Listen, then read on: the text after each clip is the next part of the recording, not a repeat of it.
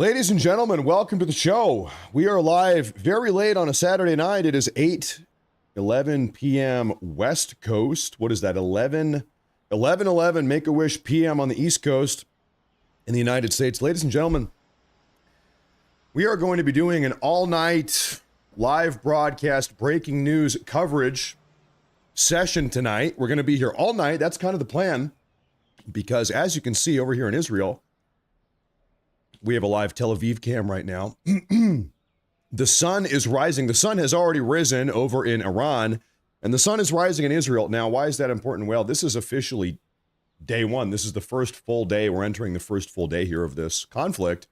And we have some breaking news, some very concerning news, in fact. What can we expect in day one of this conflict? Well, let me show you here. We have a couple statements from the IRGC, the Iranian, effectively the Iranian military. Breaking news. The most devastating offensive operation in the history of the Islamic Republic of Iran's armed forces is set to begin shortly, targeting one Israel and U.S. military bases in the region. Now, we got this message from the Iranians about 90 minutes ago. They said it's set to take place very shortly. It's beginning shortly. And so right now, frankly, everyone is kind of on the edge of their seat. We're waiting to see what happens here. It seems as if the Iranian regime is planning their grand doomsday counteroffensive, striking Israel. They're letting all of it loose. The entire, all of the silos, they're going to be popping off here. Now, we also have a statement here. Where was this? I had another one here I wanted to show you. Here it is. Another statement coming out of Iran. The armed Iranian forces issue a statement saying, quote, "We will make the enemies of this nation regret assassinating Khamenei, and that Iran will continue on the path of Khamenei until the surrender of the enemy." So right now, the rhetoric we're hearing from the Iranians is that they are not going to back down. They are not going to stop. The attacks will continue. Over the last 5-6 hours that I have been away from you folks, I took a little nap, I took a shower, I got some food. Now I'm back. Once again, we're going to be here all night, all morning, I guess, over in the Middle East. But the attacks actually have continued. It has not been a quiet, uneventful 4 or 5 hours, and now they're promising even bigger attacks. In fact, actually, the biggest attacks is what they are promising right now. In fact, I want to show you what has gone on in the last couple hours in case you've not been following along. In fact, I need to get caught up a little bit because I've been sleeping for 5 hours. This took place one hour ago. The U.S. Army CRAM located at Erbil International Airport in northern Iraq attempts to down a one-way attack drone, multiple one-way attack drones, and other aerial threats launched this morning against northern Iraq by Iran. So Iran was attacking a U.S. military base with drones in northern Iraq about an hour ago. I believe they shot down all the drones. Not ballistic missiles, drones in this case. Our military bases in the region are pretty secure. They're not impervious, they're not invincible, but you know, the Trump administration has been preparing for this, shipping resources in mass over to the Middle East for a month now. Pakistan Air Force, the PAF, fighter jets targeted Bagram Air Base with 3 missiles this morning. Well, why'd they do that? Pakistan Air Force.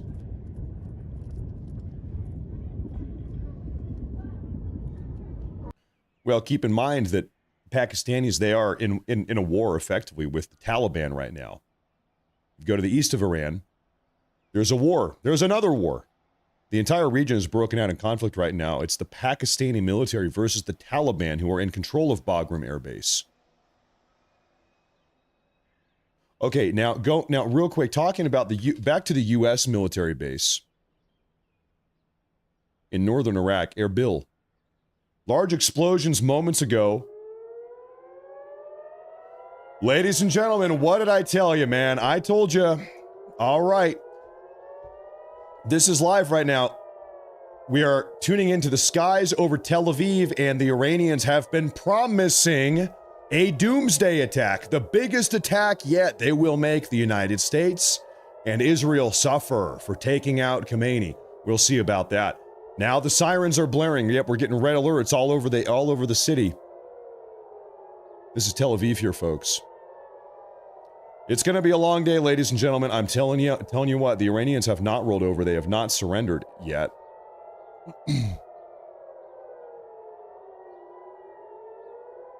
And this time it's going to be happening during the day as opposed to during the night. The sun is rising right now in Israel.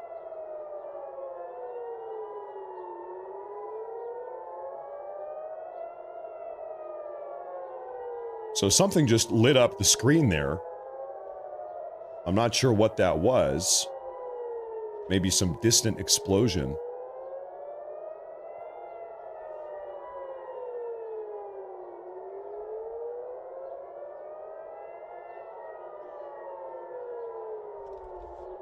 Oh, look up there, right there, yep. It appears as if this has been intercepted is what it looks like. No, to be very clear, the Iranians have promised doomsday revenge against the US as well as Israel.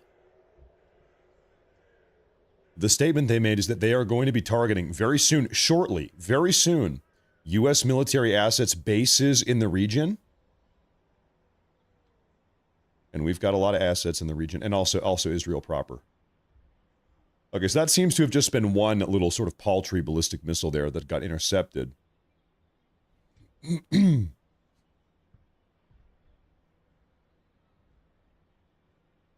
Now, 1 hour ago, why don't we flip this 180 degrees? We hear from the IDF 1 hour ago. Ongoing strikes in the early morning, 30 targets hit so far. This is the IDF, the Israeli Air Force, attacking Iranian targets. 30 targets hit so far 1 hour ago in western and central Iran, including aerial defense systems, missile launchers, regime targets, and military command centers. The IDF will continue to degrade the Iranian terror regime's capabilities until they can no longer threaten our people. So the Israelis are still carrying out bombing runs, bombing campaigns, shutting down key strategic targets in Iran. I would imagine the U.S. in some capacity is helping out with that, still assisting the Israelis. Once again, if you're tuning in now, where do we stand? What are the statements we have from the Iranians? Well, let me get situated here. Okay, about 90 minutes ago, the Iranian armed forces said, they issued a statement saying, quote, "We will make the enemies of this nation regret assassinating Khamenei." Khamenei's dead. And that Iran is going to continue on the path set by Khamenei, quote, "until the surrender of the enemy." Who's the enemy? That's us. That's the United States, and that's Israel.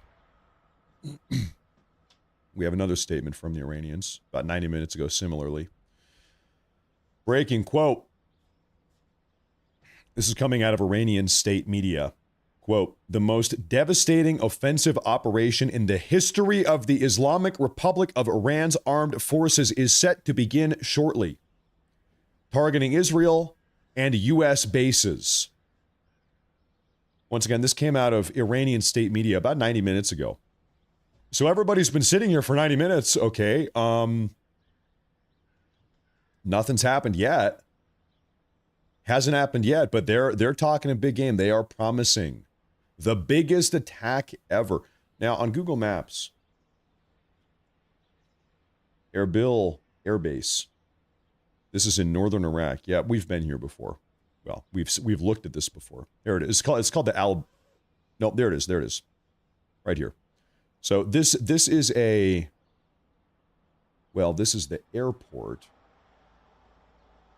Now, I was thinking that Erbil Air Base is actually otherwise known also as the Al Beaker Air Base.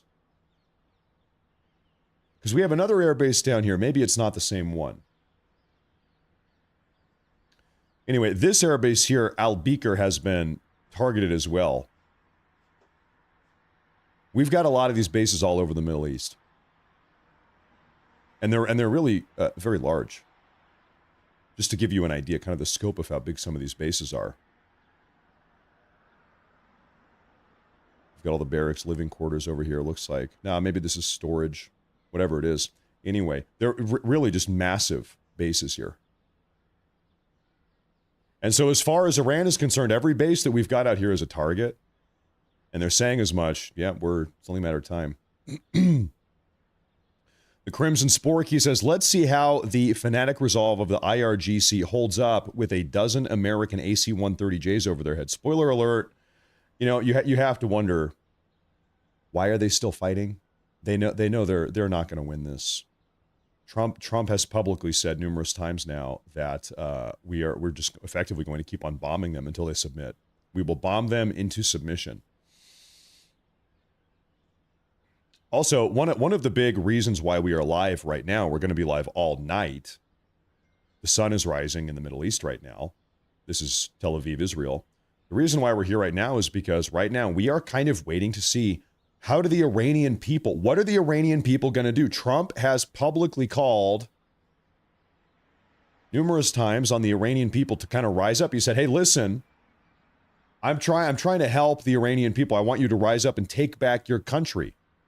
I can only do so much. The United States, Israel, we can only do so much. We're taking out your political leadership and key members of the Iranian military and the IRGC. We're trying to cut the head off the snake here, but really, in order to push this thing over the finish line, the Iranian people have got to step up and take their country back. Trump has also given the ultimatum here to every member of the Iranian leadership structure, IRGC, Iranian military. You've got two options. You can lay down your arms, you can surrender, and then you will be granted immunity. Nothing will happen to you. It's all good. Forgive and forget. We're moving on. Immunity. That's what Trump has granted them if they surrender now. If they keep the fight up, Trump has said we're gonna kill all of them. Effectively, you've got two options. Surrender now, you get immunity. It's all good. Hey, water under the bridge, or we will blow you up. So we're going to see how long this resolve lasts. We will see about this. We have a super chat here from Boneshanks. He says, greatly appreciate the continued coverage. Matt, much love to you and yours, and God bless America and the troops and everybody out there. Thank you very much, sir. Thank you very much. Our camera's coming back down here. Now I want to show you something. We got the news probably 9 hours ago now. There's a place here. Well, I'm going to show you on Google Maps, actually. It's probably a little bit better. There's a place here on Google Maps. It's called the Strait of Hormuz. Right here. It's this little bend in the waterway here. Okay. And I'll show you on the map where this is Iran, Kuwait, Saudi Arabia, United Arab Emirates. Okay. Strait of Hormuz right here. About 20% of the world's oil supply comes out of the Persian Gulf, comes through the Strait of Hormuz, and then gets delivered all over the world. 20% of all the oil in the world comes through this little strait right here. Now, Iran, they have said, I don't know, in 9-10 hours, they said, all right, we are shutting down the Strait of Hormuz. They tried to implement a blockade, a naval blockade. Maybe they have underwater mines. Maybe they're talking about launching rockets at any ships going through. The United States, in response, has instructed all of our maritime vessels to avoid the strait. The strait has effectively been shut down. So this is a maritime traffic tracking website. And what do you see here? You see not a lot of traffic right now. You see a lot of boats. So every dot here you're looking at on the map is a boat. You see a lot of them are just kind of idling on this side, and they're idling over here on this side, just kind of waiting. You don't see a lot of boats actually making that bend right now, do you? Because they don't know what's going to happen. Some of them are a little bit more daring. What do we have here? You are HH Glory. So he's saying, you know what? I'm just going to send it. We're going in. But pretty much, I mean, 99% of the maritime traffic here through the strait has been shut down because of these threats. Because of these threats here that have been issued by the Iranian regime. So they're doing everything they can to effectively disrupt the entire region. They're launching rockets. Maybe they've got underwater mines. Now, we also saw if I can pull this up on Google Maps, I need to remember the exact location. You know, the Iranians, they've had somewhat of a navy. It's not really that robust or that powerful. Gosh, I'm trying to remember where this was. We saw a couple hours ago, might not have been here. We saw a couple hours ago that the United States was actually blowing up Iranian gunships. They do have somewhat of a navy. The United States was blowing up Iranian gunships maybe 10 hours ago. I'm trying to remember exactly where that was. Maybe I can just, if I dig here a minute, I can probably find that. I'll show you something here real quick. We just got high-resolution photo of satellite imagery showing thick smoke rising from Ali Al Salem Air Base in Kuwait following an impact of an Iranian ballistic missile. This took place about 3 hours ago. So the Iranians, they're still firing missiles. This is high def, and this is actually coming out of China. This is a Chinese satellite imagery here. You can see the Chinese text overlay. Mizar vision. Anyway, so actually, you know what? It's sunny outside. This must be a photo from yesterday because it's sunny and it's been nighttime over there. This must be from yesterday afternoon. Anyway, the Iranians, they've been launching ballistic missiles, just barrage after barrage, not just at U.S. military bases. I pull up the map again. Not just at Israel, but in the last 24 hours, we've seen the Iranians launch ballistic missiles and drones at Iraq, Jordan, Syria, Israel, Bahrain, Kuwait, Qatar, United Arab Emirates, and did I say Saudi Arabia? I think I did. Anyway, so eight or nine different Middle Eastern countries, plus U.S. military bases. The Iranians have just been letting it rip. I think a lot of these sort of nations that are pressed up along the Persian Gulf, I think they're kind of sick of Iran. In fact, seems to be the case. Well, listen, rewind 10 months ago back to March of 2025. Remember when Trump did a big tour over in the Middle East? And he went and met with the Qataris and the Saudi Arabians and the United Arab Emiratis with the Emiratis. And he made a bunch of deals. Trump came back. It was about a 2-week-long or 10-day-long trip from the Middle East, the Persian Gulf area. He ended up bringing back to the U.S. $3 trillion worth of foreign investments from these Persian Gulf states, from these Persian Gulf nations. He got $3 trillion worth of foreign investments from these nations here. And so right now, I was reading into this earlier today. Right now, one of the heavy pieces of speculation, I think it's heavily substantiated at this point, is that one of the reasons why Trump was able to work out $3 trillion worth of deals and investments from these Persian Gulf nations,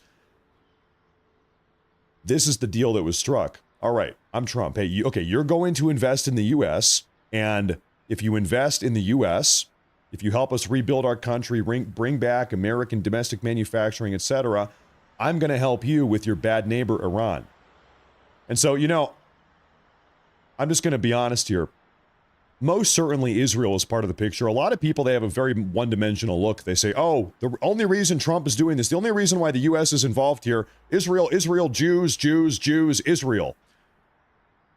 I'm sure Israel is a component. In fact, Israel is a big component of all of this. I absolutely know for a fact, seems to be the case, at a minimum, that a deal was struck between Trump and the United Arab Emiratis, the Saudi Arabians, and the Bahrainians and the Qataris to kind of help flush out the Iranian regime also, because none of these Persian Gulf nations are happy about the Iranians either. Now, sirens are going off in Tel Aviv.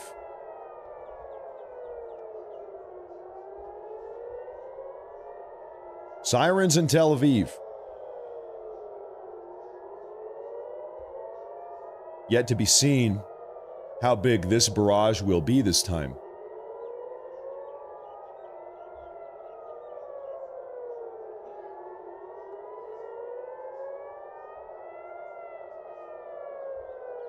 All right, everyone. All right, look alive now, folks. We'll see what happens. By the way, ladies and gentlemen, we're going to be here all night. We are just getting going. This will, in all likelihood, be another, I don't know, 5, 6, 7, 8, 9 hour show. All night, all day, all night, every day. Now we'll see what pops up here. History in the making. That's right. History in the making.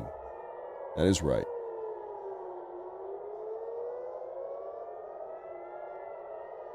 I yet to actually see anything up there, though. This is live, yes. We're tuning in live. Welcome to the show. This is happening right now.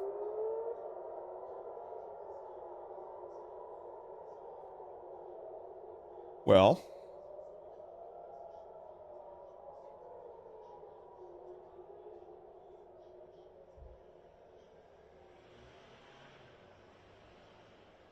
might have been a false alarm, or they might have just been able to intercept this wave of missiles way out in the distance. Might have been the case there, too.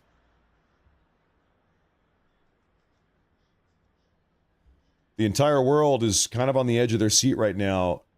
Maybe 90 minutes, maybe 2 hours, maybe more like 2 hours ago now. Around 2 hours ago, we were hearing from the Iranians that they are going to be launching very soon, imminently, the largest attack ever against Israel and against U.S. military bases. The largest attack. They're going to be launching a doomsday attack.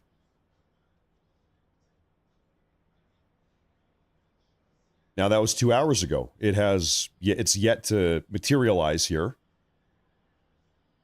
If I'm just going to sit here and kind of argue with myself and play devil's advocate, what do we know about the Iranians and the IRGC? They talk a big game. They talk a lot. They have a lot of bark, but they tend not to have as much of a bite. So they might be out here bluffing. They're bluffing on the timeline, maybe talking in big game, but maybe they can't back it up. At this point, they've been battered. They've had the living hell battered out of them. Oh, our camera is still moving around here. Everybody look up there in the sky. We might still have something coming in here.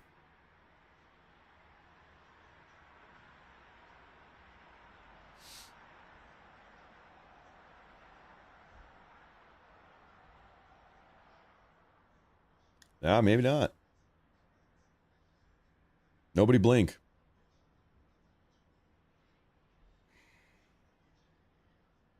Angela says, reports Patriot missiles extinguishing in air. I'm sure. Oh, hold up, Angela, wait a minute. Folks.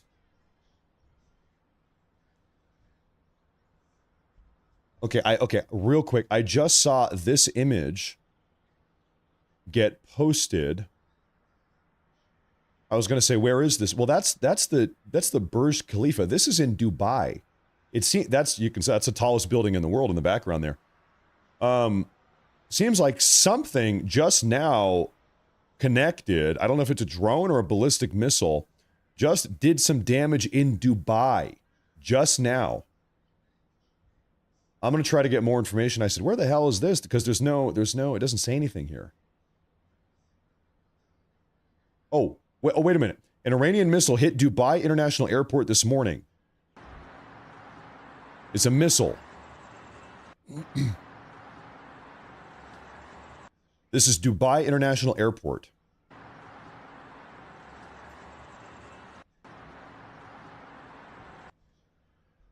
They're still popping off. And you know, this is what we saw yesterday. The Iranians, they have effectively declared war on not just Israel, on not just US military bases, on the entire damn Middle East.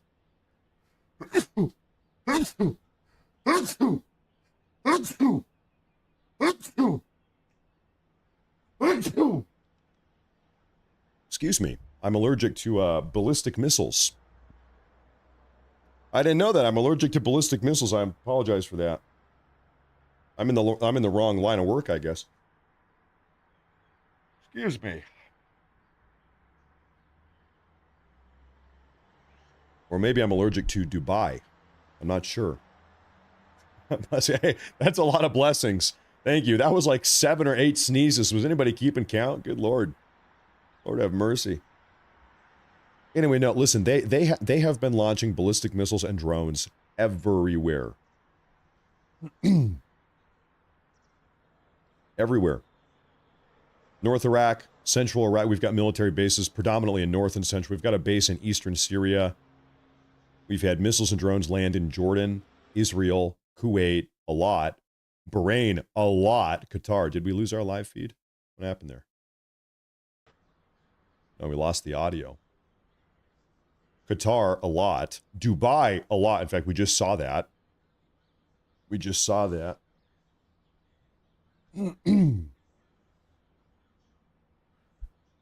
I think it's going to be one hell of a day. I think it's going to be a pretty eventful day here. And you know what? Admittedly, I hope I'm wrong. Sincerely, I hope I am wrong. Because when we say eventful, it's like ballistic missiles and drones blowing people up, potentially. So I hope I'm wrong.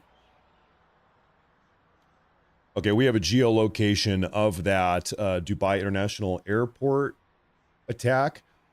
Location hit, yeah, so... we saw that. It's like a railway terminal there. Right there, yep. And this is the Dubai International Airport. We've seen the Dubai International Airport actually get hit a couple times. We saw some drones. A drone, I believe, hit the Dubai Airport yesterday. Here's what that looks like in actuality. You can see there. Same spot. Rough neighborhood.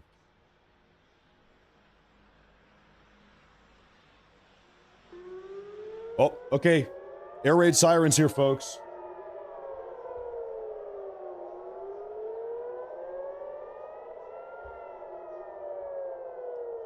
Everybody pay attention now. We're back over the skies of Tel Aviv here.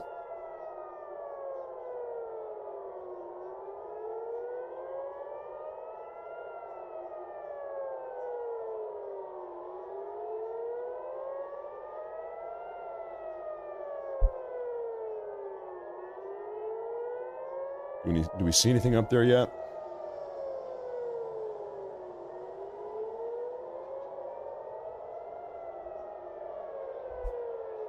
You know, I'll tell you what here. I'm not a big fan of Islam, if I'm honest. I see a lot of comments, people saying Islam is cooked, Islam is effing crazy, and you know what? I'm not even going to push back too much. However, we need to acknowledge there is a difference between.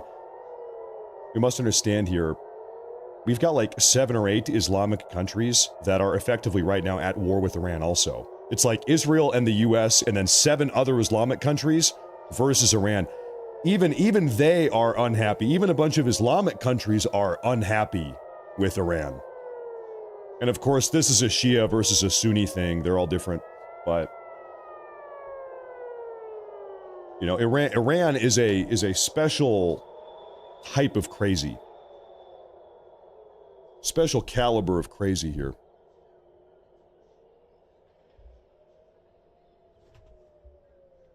Well, we keep having these sirens go off. Ah, okay, so we saw, you know what, these are interceptor missiles. They look like these are getting fired. We hear noises up there. These smoke trails following these interceptor missiles, it doesn't look like these missiles are being launched, the interceptors from Israel. Looks like they're being launched off the coast of Israel. As you all know, we have a carrier battle group parked off the coast of Israel right now. This might be coming from a U.S. Destroyer or cruiser.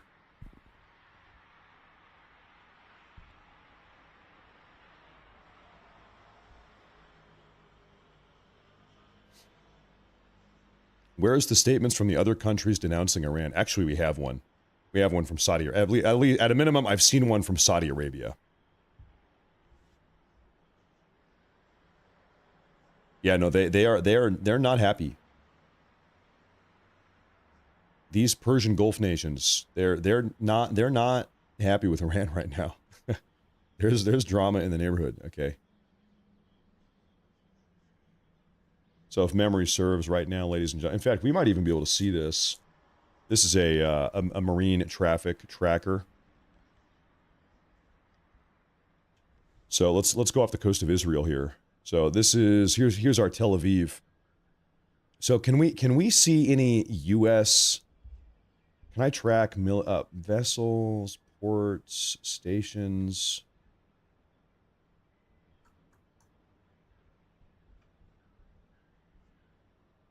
Stand by here. You know, on Flight Tracker, you can track military. I'm just not sure here. Here, one moment.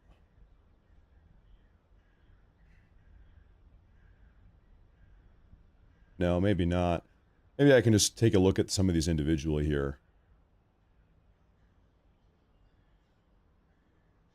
We just have a bunch of shipping vessels out here, it looks like.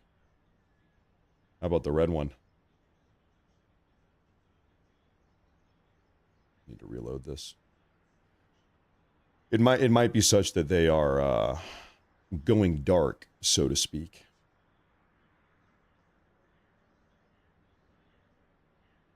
What are these guys here? A bunch of sailing vessels. These are just like people's private boats. Israeli sailing vessel. Anyway, no, they must be going dark. But so we know. I mean, we know right now. I don't know how far off the coast, but there is the USS Gerald R. Ford carrier strike group, right here, somewhere in here. And when they detect missiles coming over, if they're really worried about these rockets, these ballistic missiles is what they are, hitting Israel, this U.S. carrier strike group, they're launching off interceptors.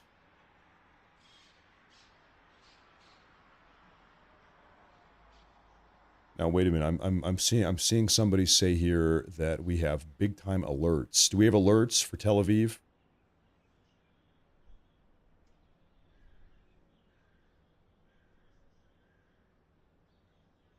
I'm just quickly scanning all of my intel sources. Once again, folks, I thank you very much for tuning in. I just need 1 second here.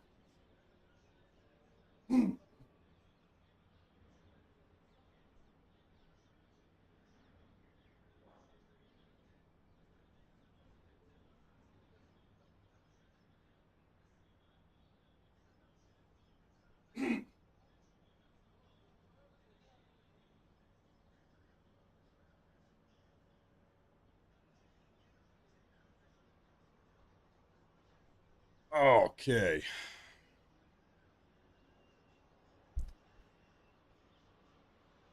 Yeah, the sun is coming up. And sunrise, you know, over in Iran is about an hour earlier than Israel.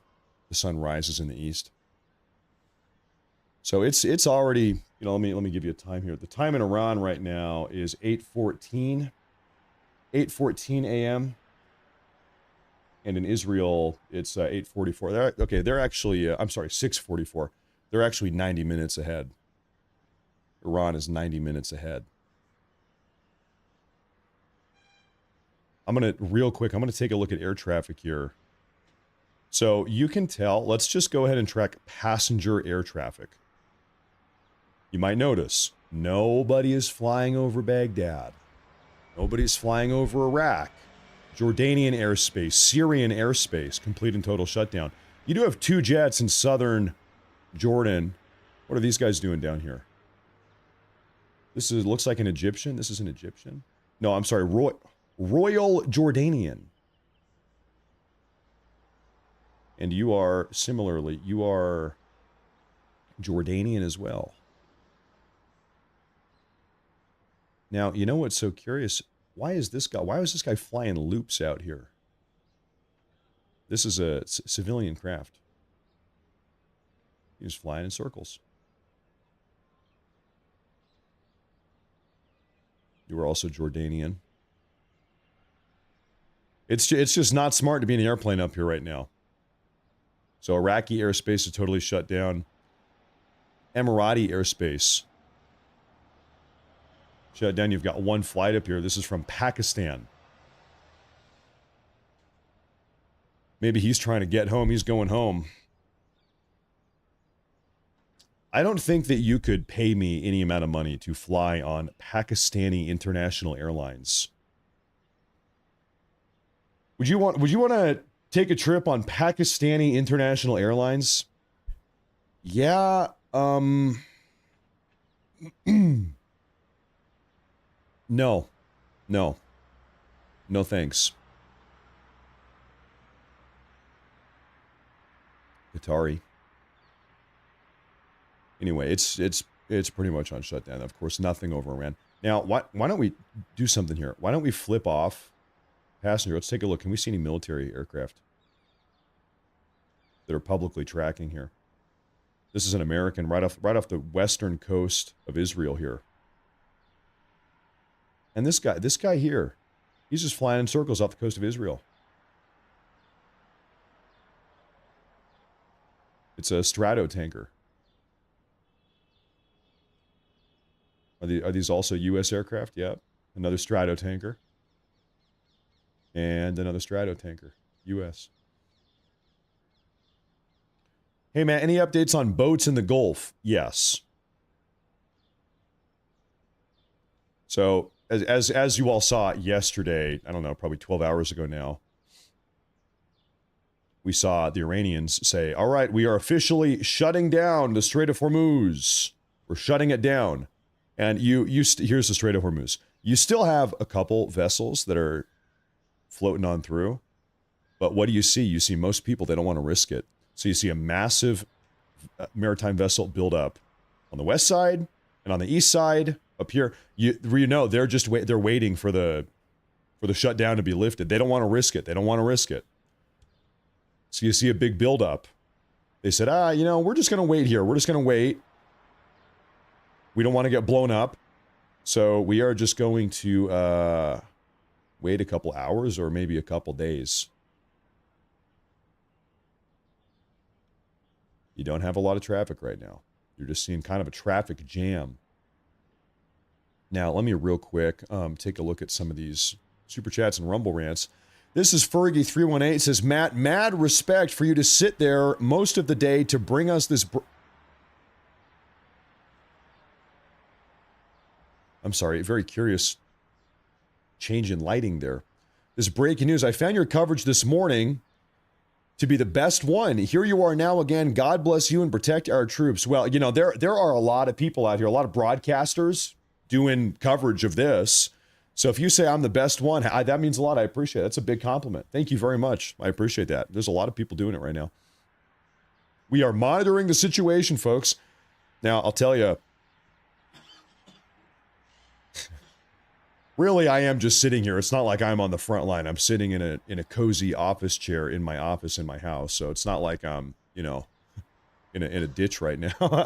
But hey, I appreciate you tuning in. I appreciate it a lot. Thank you very much. And that's a huge amount of support also. Massive amount. Sherry Zylak says, this is over on YouTube, says, it sort of feels like it's gonna hit the fan soon. Prayers for all in the path. There's a lot of innocents getting hurt in this mess. God, you know the path. You're right, and we're of course everybody's praying big time that innocent people do not get injured in any of this. 100%. Cerebral Vagabond, thank you very much, sir. We have 10 gifted memberships from Sherry Zylak also. Thank you very much. Thank you very much. There's innocents on every side, Iranians and Israelis. I mean, like, Lord have mercy. Do you know how many? Imagine living in this town right here, Rutba. Imagine you're a random Iraqi woman living in Rutba, and for the last 24 hours, you have had ballistic missiles, Tomahawk missiles, fighter jets, suicide drones flying over your roof because you happen to live in this little Iraqi town of Rutba. You probably didn't get a good night's sleep last night. It's probably a little bit loud outside of the Al Zubair Mosque in Rutba. Rough place to live right now. You're stuck in the crossfire. So no, there's innocent people everywhere. Smash that like button. It's true. Smash that like button. That's true. Is he really dead? Yes.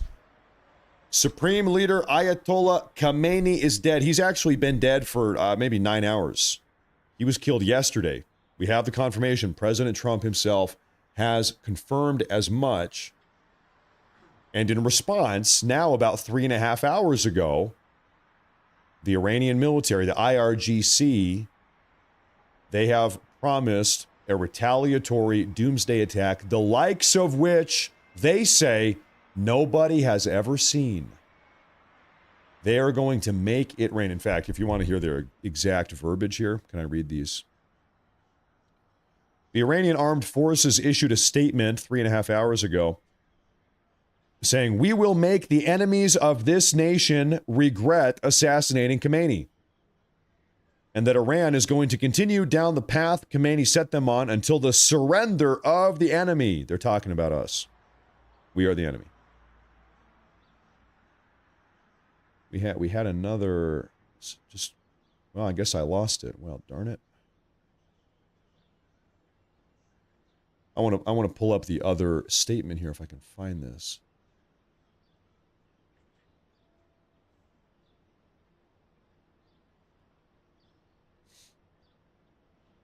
Stand by here, folks.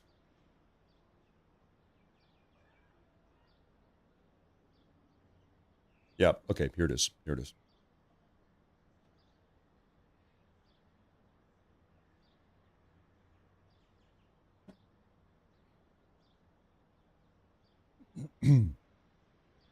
Breaking. Once again, 3.5 hours ago. No, I'm sorry, two and a half. The most devastating offensive operation in the history of the Islamic Republic of Iran's armed forces is set to begin shortly, targeting Israeli and U.S. bases. Israel and U.S. bases. Israel and U.S. bases are going to be targeted. Get this, that's old stuff. Get that out of here. So, you know, for like 2.5 hours, almost 3 now, the entire world, we've been sitting here on the edge of our seat. Okay, so is anything going to happen here? They're talking a big game right now. Hey, Renegade. Hey, thank you very much. Thank you, brother. Hey, when it's go time, when it's go time, it's go time. When it's go time, it's go time. Ah, okay. Sirens over Tel Aviv now, folks.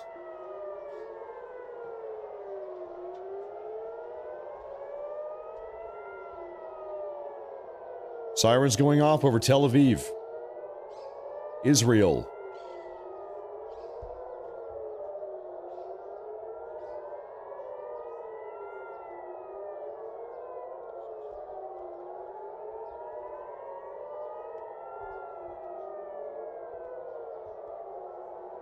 We are tilting our camera here. What do we have? We got the big zoom out.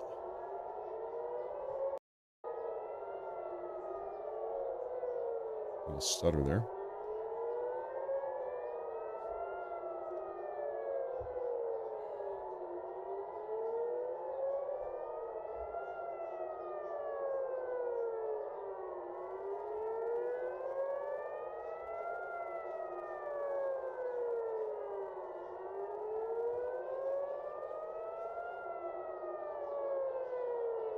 So this is the very curious dynamic. This might be the 3rd time where the sirens have gone off in the last hour, in the last 45 minutes. 3 times now, it seems like we've had these sirens go off and nothing happens. There's nothing in the sky. We don't end up actually seeing anything.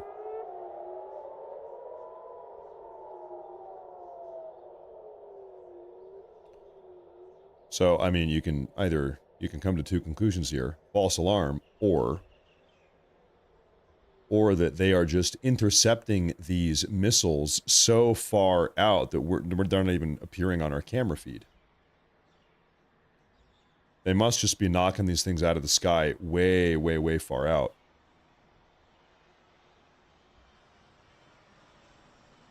We haven't even seen anything.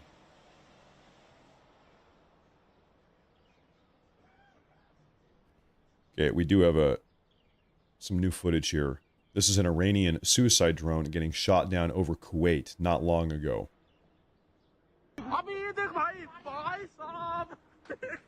Suicide drone. Yeah, and you can see that. Is it going to blow up? A little bit. The Iranian suicide drone got shot down over Kuwait.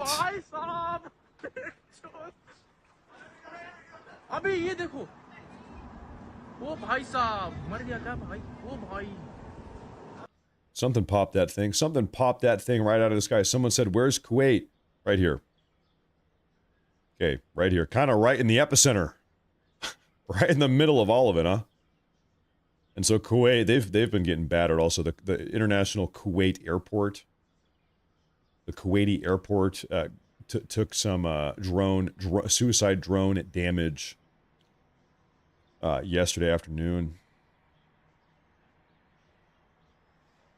They're right in the middle. The drones are flying overhead.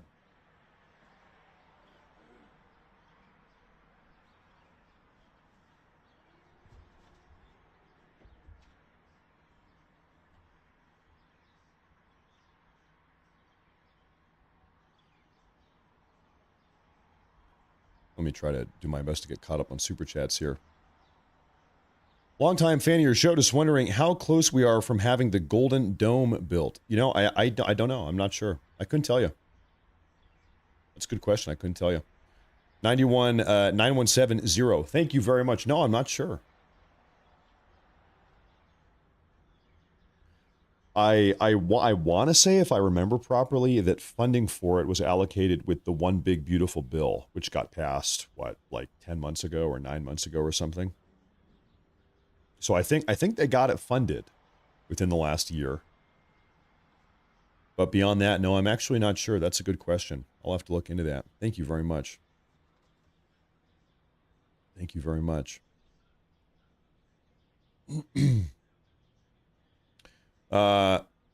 Flynn, he says, Matt, just saw on another show that President Trump has an executive order to require paper ballots in midterms if the Senate can't get this act together. Yeah, we've talked a lot about that here on my show.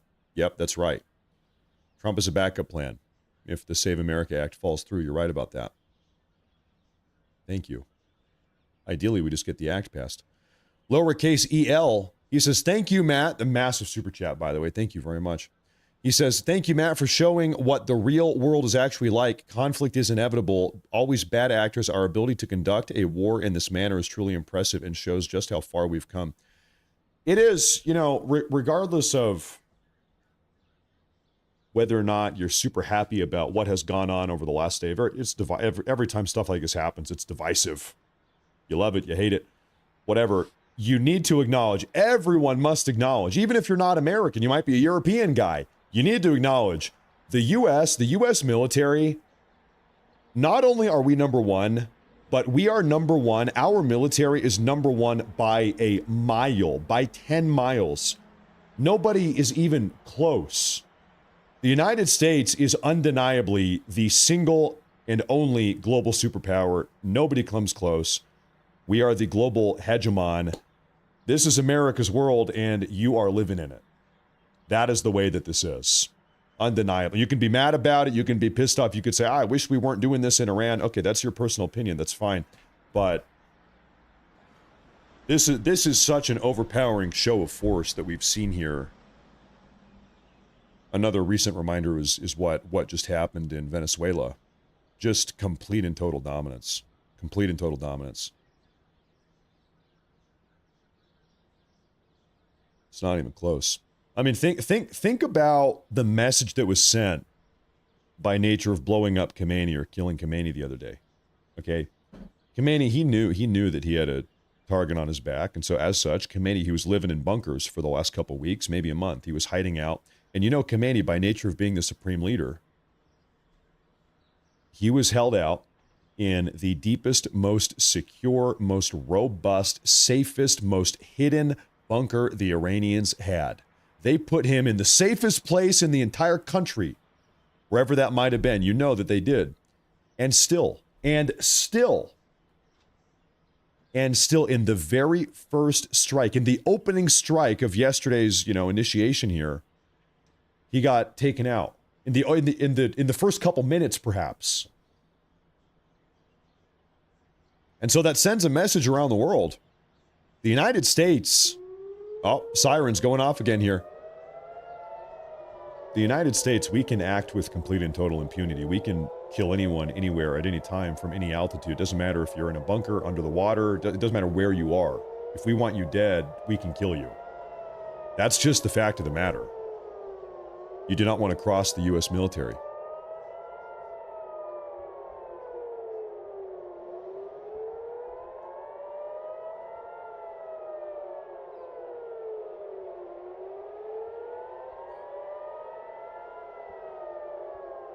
Everybody's waiting for this doomsday attack. This is the 4th time in the last 50 minutes we have heard sirens over Tel Aviv. Now, we've yet to actually see anything up here. The prior 3 times, we never actually saw any missiles up here. Why are the sirens going off?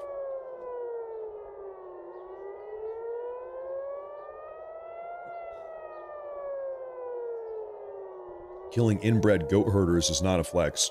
If you think the Iranian government, the Iranian military, Khomeini, if you think they're a bunch of inbred knuckle draggers, you are poorly mistaken. Iran genuinely is. They're a wealthy, entrenched, serious government. We're not fighting the Taliban right now. The Iranian government, that is a big mistake. The Iranian government, the IRGC, their infrastructure that they have, this is not like the Taliban.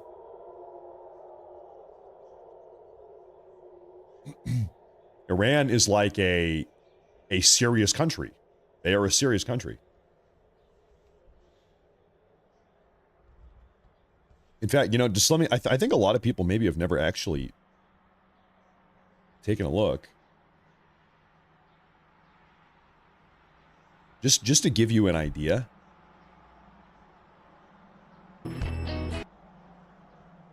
Okay, this, I'm pulling up random footage here real quick. This is inside of an Iranian shopping mall.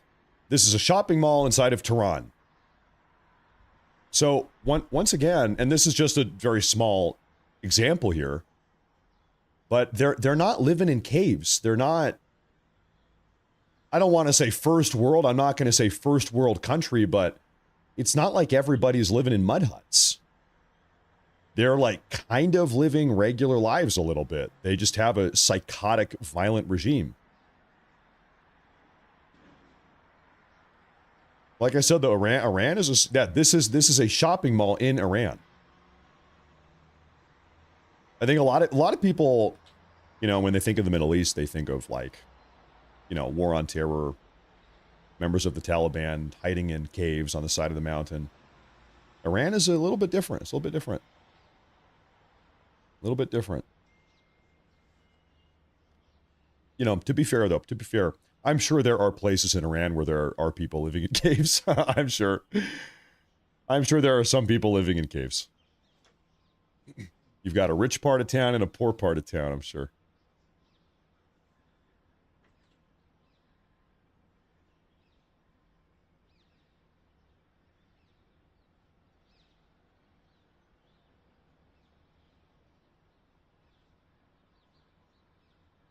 I'm just scoping out some updates here. Oh, okay. Whoa. Breaking news, ladies and gentlemen. Everybody's waiting here for this doomsday attack. Breaking news, the Iranian state media has just said the, quote, 6th wave number 6 of Operation True Promise 4 was launched, with confirmed strikes or interceptions in Qatar, Bahrain, Israel, Kuwait, and United Arab Emirates. Okay, I guess we can expect to see wave number 6 of Operation True Promise 4. I don't know how many phases and waves and partitions. I don't know how many they have. I don't know what the plan is. They've got a bunch of waves. So maybe we will be seeing that soon. You know, I think we have all come to the same conclusion at this point. The Iranian regime, they talk a big game. They like to bark a lot more than they like to bite.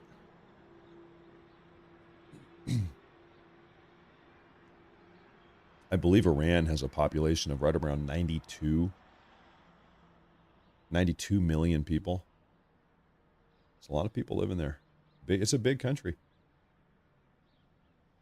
Just now, breaking news. Large plumes of smoke have just been seen amid reports of explosions in Bahrain. Okay, so maybe Bahrain is getting hit. Maybe Bahrain is getting hit. Might be the case. For those of you that do not know where Bahrain is, pull this up for you. We're in the Persian Gulf, little tiny country. We've got a U.S. naval facility here. I believe also an airstrip here that we use on Bahrain. So we've got a military presence there. Bahrain has also, it's like probably the top two places that have just been getting the living hell battered out of them over the last 24 hours. Bahrain, a lot of damage in Bahrain, and a lot of damage in Kuwait. A little bit in Dubai also.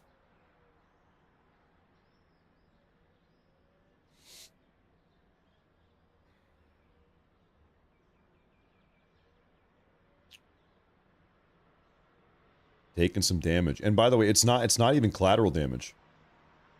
Iran has been targeting them. It's not accidental. Oh. Okay. I have a photo. Yep. Okay. Stand by here. An Iranian drone or missile just hit the Crown Plaza. It's a 5-star hotel complex in Bahrain. 5-star hotel complex in Bahrain just got hit by either a drone or a missile. And we have some other... Here's a high-res, high-def photo. And we're back to Tel Aviv here. Back to Tel Aviv.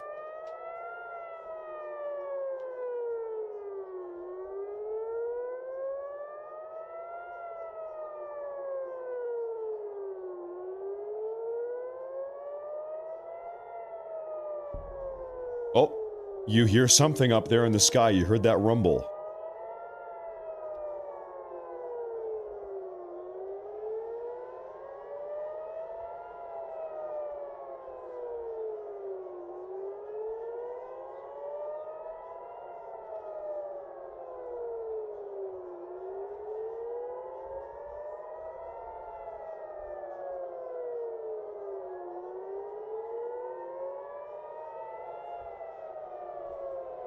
So I'll tell you here,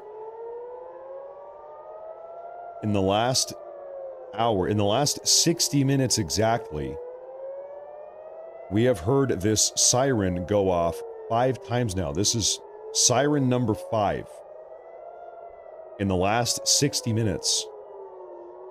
And we have yet to see anything. Not once in the last hour.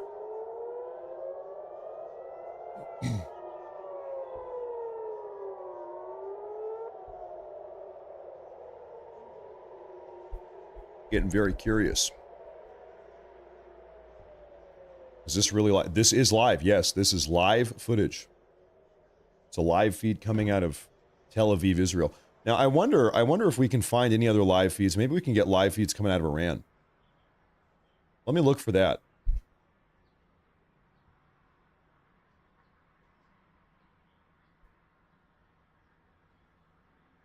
Take a look around here. It's always hard to get live footage out of Iran. Very difficult.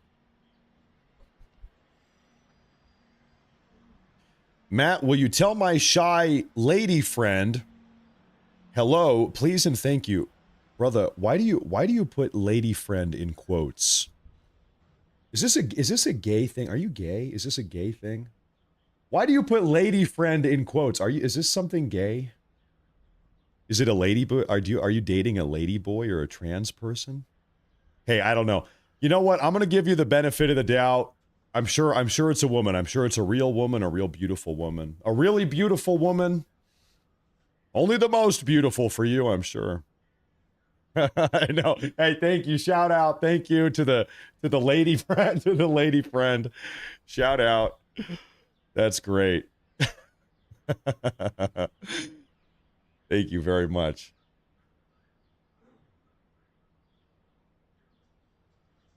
What the hell's going on? I'm trying to flip on my damn air conditioner over there, and it's not turning on. I'm getting hot in here. Oh, I think it's turning on. It's turning on now. Thank God. Anyway, I'm looking for footage coming out of Iran. Very difficult to find live footage. Right now, this is our live feed. You know what? I think because I keep seeing people asking, here's what I'm going to do. Stand by here real quick, folks.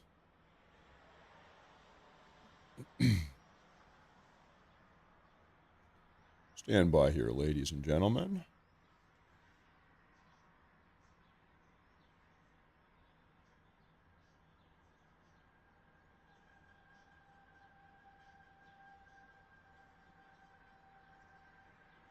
Say live. Yeah, that's I don't know where I'll put that. I'll just put that right there, I guess. Why not? I kept seeing people ask, what are we looking at?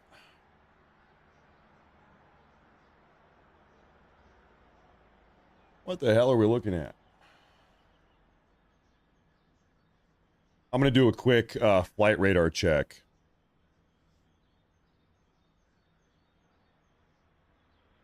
That's Marine. Okay, here's our flight radar.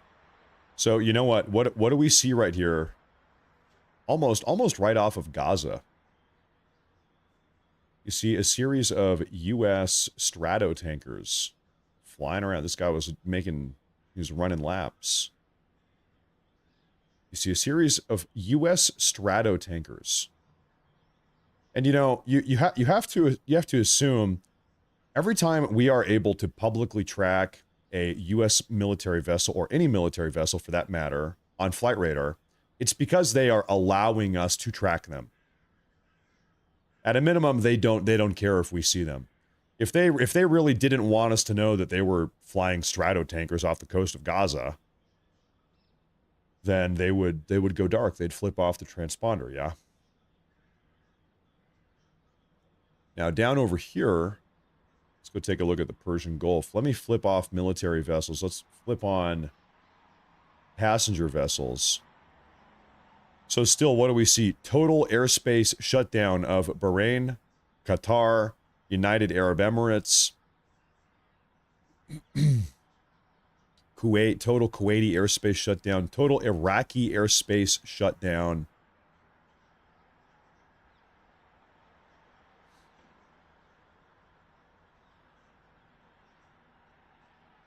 Really, just astounding. There's the Caspian Sea.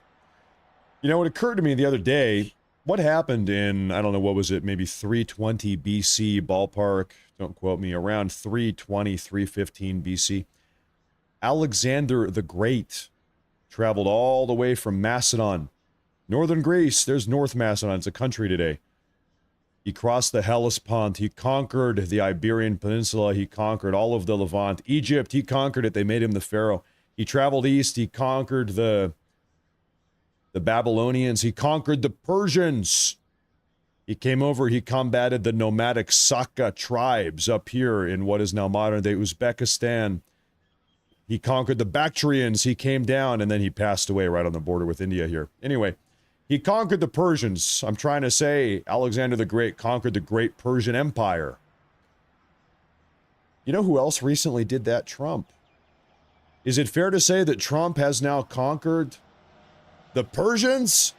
Maybe Trump, some people are saying Trump is a modern day Alexander the Great.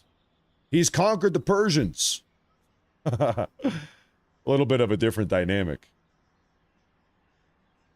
Yeah, the one thing that brought down Alexander the Great was taking one step into India.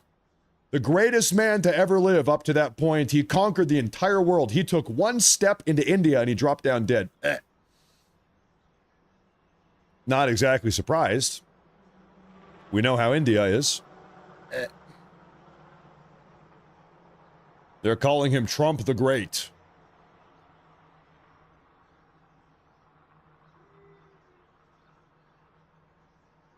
one of the funniest things that we saw happen during COVID.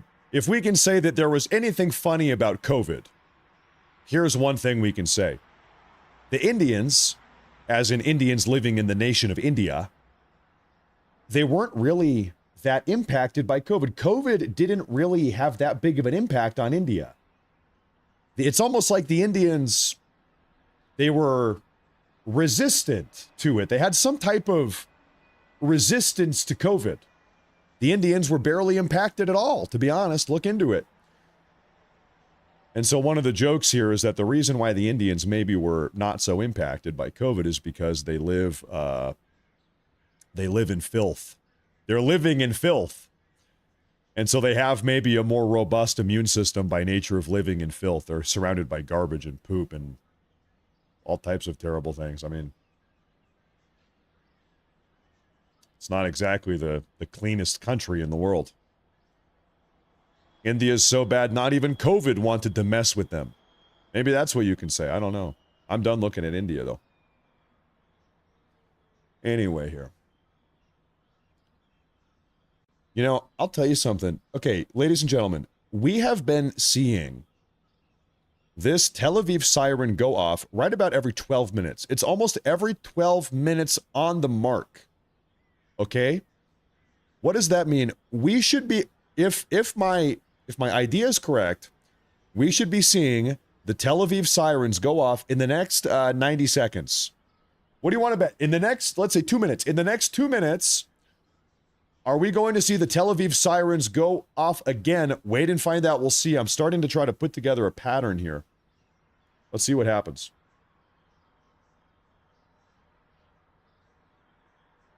Trump the Great. They're calling him Trump the Great.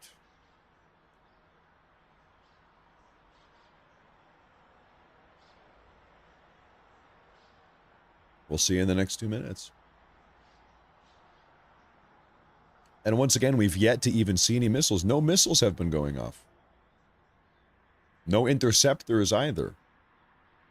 Haven't seen Jack Diddley.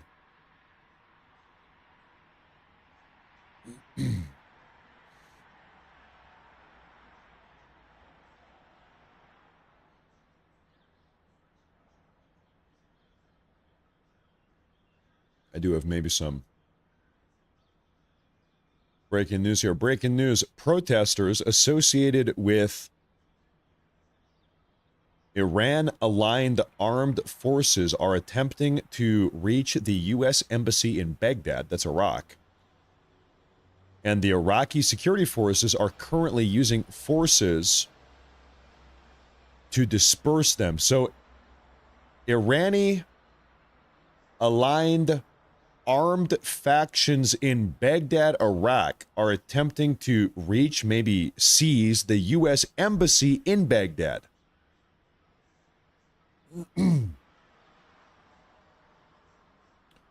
We'll see if they're successful in doing so.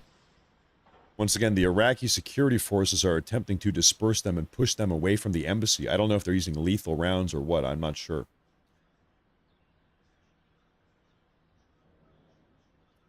Baghdad. All right, listen. Okay, if my theory is correct, in the next 60 seconds, we're going to see something here. Matt Morris, your video is a loop recorded video. It's not. I don't think it is. I really don't think so. You know what though? Let me just to ease everybody's minds here. Let me pull up another live feed. And then we'll cross-reference them. Oh, you know what? I just found a Jerusalem feed too.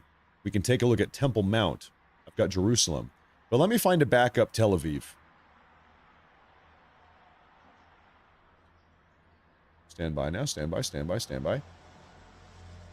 Oh yeah, no, we've got the right feed. Here. Oh, we've got a backup. It's coming out of Associate Press. There's 5,000 people watching that, and that's the same thing that we've got here.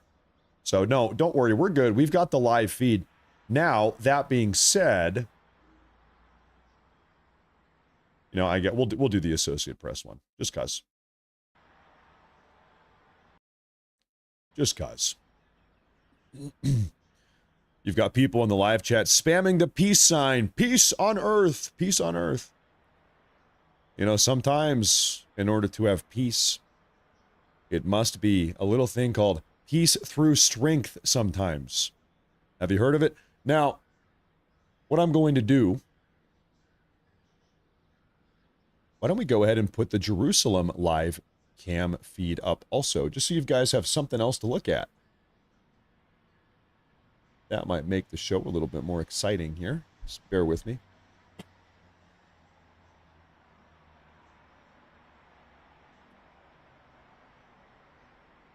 Properties, is that it? Matt Morris, why didn't you show up on the X timeline when you went live again? You know what? Because I didn't even post it anywhere. That's my bad. Today's broadcast here, I didn't post it on X. I didn't post it anywhere. I just kind of went live secretly. Which means, if you are here right now, you're one of the good ones. I'm just trying to figure out where should I put this one? I'm gonna put it right down here in the bottom right. Paste duplicate. Bear with me here, folks. Oop. Jerusalem. Israel. Yeah, that's probably sufficient there. That's probably sufficient. Did I get any rest? Yes, I slept for about 3.5 hours. And then I woke up and I had Indian food. I had some, like, chicken tikka masala or something. I don't even know. And then I said, hey, we got to go live again because the IRGC is threatening to launch a doomsday retaliatory attack.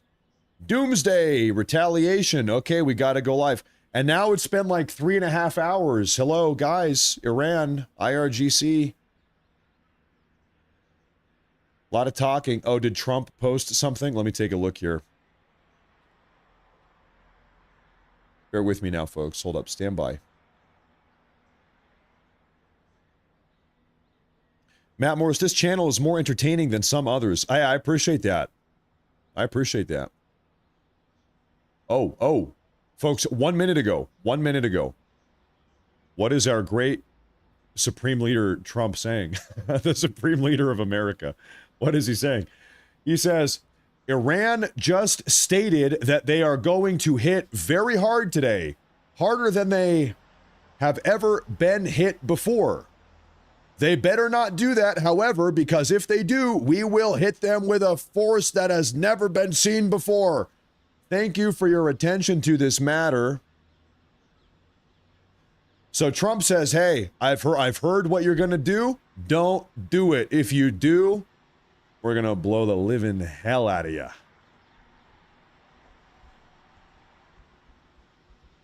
I saw the comment. Matt Morris, I used to watch you when you were a World of Warcraft streamer. You think we should just log in and play some World of Warcraft right now? This whole, you know, Israel, Iran, I don't know. Maybe we should just go play World of Warcraft. Maybe that'd be a little bit more exciting. No, it's not. It's not. This is some big stuff. This is history in the making. History in the making. World of woke crap. Yeah, really though? Yeah. World of woke craft.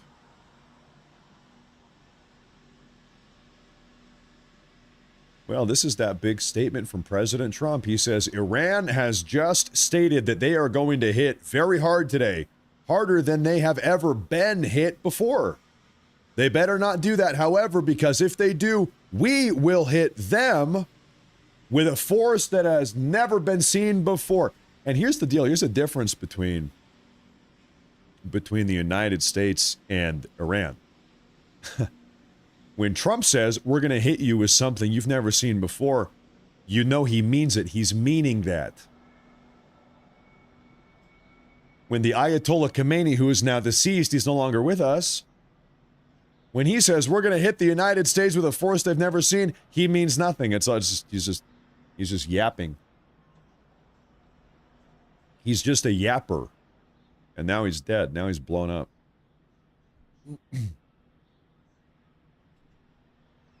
I'm going to, yeah, you know, let me make that a little bit bigger. Well, not that big. Not quite that big. I'll leave that right there here for a minute. And I'm gonna quickly scan out here. I'm scanning around here. Oh my goodness gracious. Downton Annie. Annie, welcome back to the show. I feel like I was just talking to you. Annie, thank you very much. She says, attention brothers and sisters in Iran. The wisdom of people who made history achievers, they all have something in common. They never gave up. Courage comes when it's the only option left. Be courageous and brave. MIGA, make Iran great again. You know, can I maybe say something controversial here? I don't know. Maybe it's going to be controversial. Maybe not.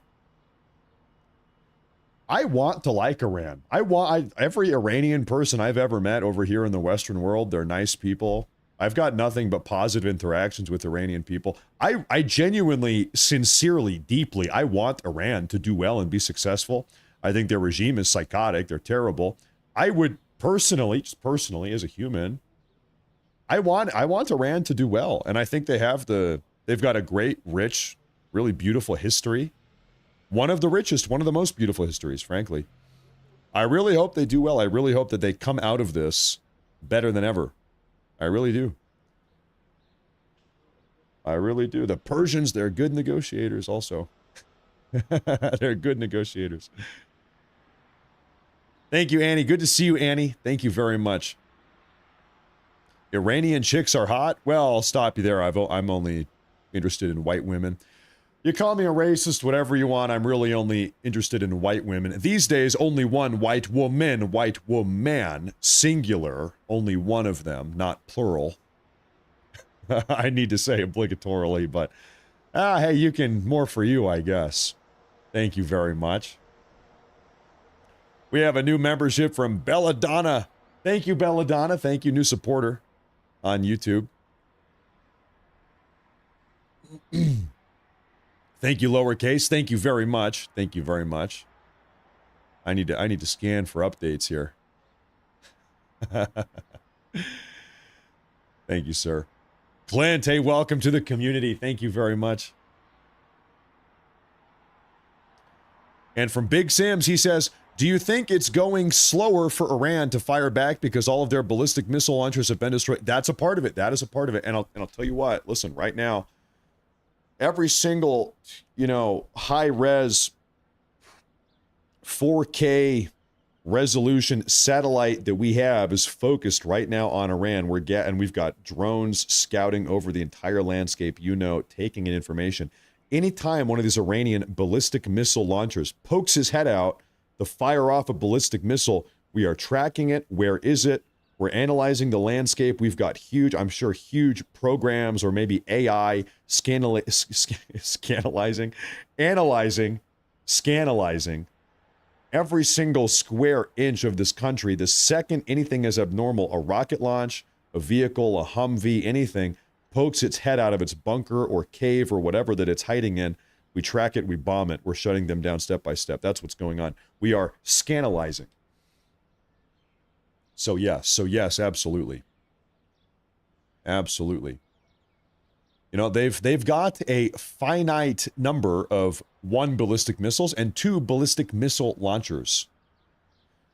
Let's say you've got 100,000 ballistic missiles. I don't know, it's a big number, but if you only got 1,000 ballistic missile launchers, it doesn't matter how many ballistic missiles you have. You can only launch so many. The second you run out of launchers, you can't do it anymore. Now, if you want, we actually have video footage from inside of an Iranian bunker complex. I can show you that real quick. I kind of show you what we're talking about. By the way, though, first, Wetem. Hey, thank you very much. That's a massive super chat. That's a massive super chat. Thank you very much. I appreciate that a lot. Thank you, sir. Well, I don't think I've seen that name before, so welcome to the show. Welcome. I'm happy you're here. I want to gonna pull up a video for you guys.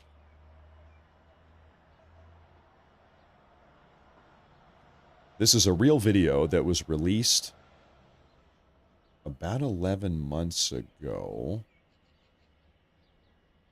Is this it? Yeah.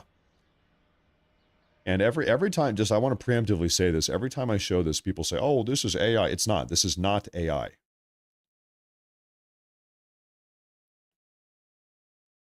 This is not. I'll hold up. I had the wrong video, though. Come on.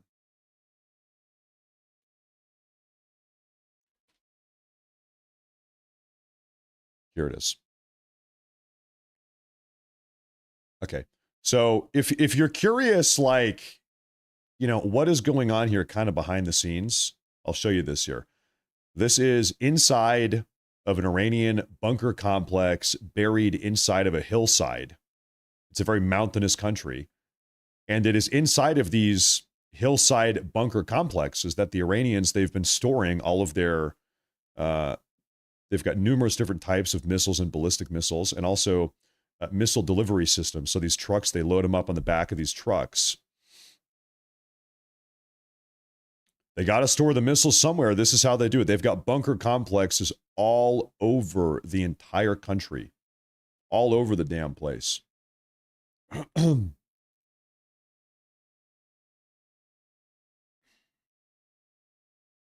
so we're kind of stuck right now here, and then they're just replaying the footage again. You know, it's almost like playing a very deadly game of whack-a-mole in a lot of ways. They poke their head out of the bunker, they launch off a missile, they try to run back inside the bunker. You're playing whack-a-mole. You try to knock out as many of them as you can. As many of them as you can. Gigi's got your back. Gigi's got your back. Hey, thank you very much. Thank you very much. Welcome to the show. What a Saturday night. One of my favorite viewers, Andy Finstervalley, says, I'm on a 48-hour shift. You're helping pass the time. Well, hey, first off, thank you for coming back and being a part of the show. Hopefully the 48 hours goes by fast enough. That's a hell of a shift. That really is. We're living in historic times, sir. I think everybody knows it. Historic times. I just want to quickly show this again for anyone that has not seen this yet. President Trump, 11 minutes ago, dropped a big post on Truth Social. Trump, he said, Iran has stated that they are going to hit very hard today. Harder than they've ever hit before. They better not do that, however, because if they do, we will hit them with a force that has never been seen before. So Trump knows, listen, the Iranians, they've been talking about carrying out a very serious doomsday strike today. They're talking a big game this morning. It's, what is it? Must be 9 in the morning. It's 9:05 in the morning in Iran right now. They're talking a big game. It's a new day. They want revenge for the death of Khomeini. Trump says, don't do it.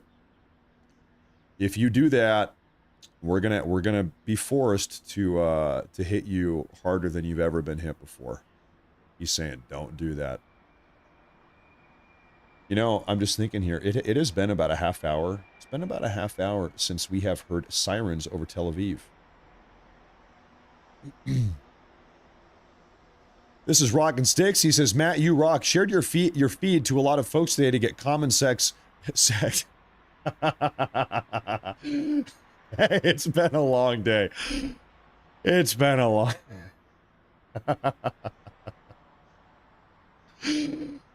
Oh, you're not getting that. Not for me. Sorry, sir. Sorry.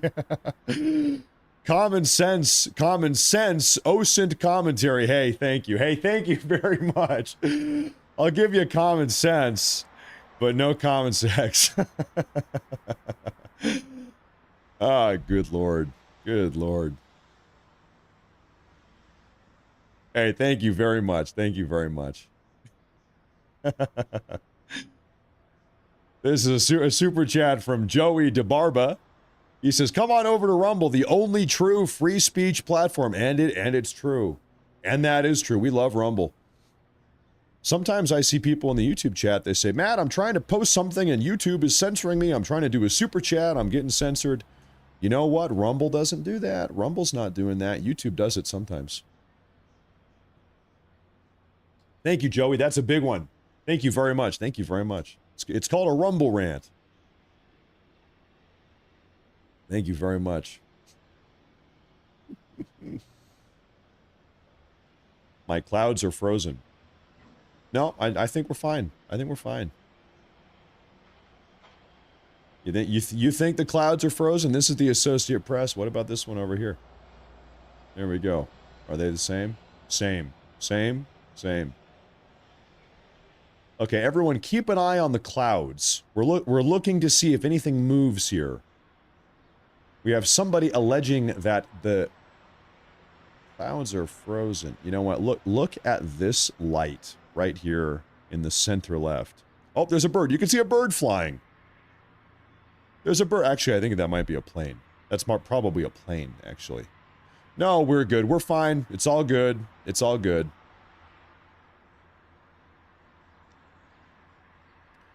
Iran hasn't sent out their jets yet. Yeah, I mean, here, why don't we do a little research while we have a moment?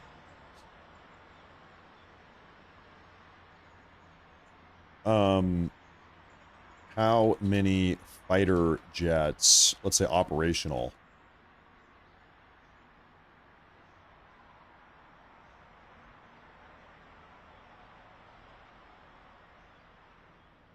You know, keep in mind, though, regardless of how many they have, how many fighter jets the Iranian military has, you've got to have a runway. You've got to be able to get those things off the runway. You got to be able to get them up in the air. You have to store them in a safe place. It's possible. Maybe they had 100 fighter jets 2 days ago. Now they've got 0 because we blew them all up. It's entirely possible. Anyway, let's see. I'm asking, I'm doing some research here. How many operational fighter jets does the Iranian military have? Well, okay. As of January of 2026, so a month ago, potentially,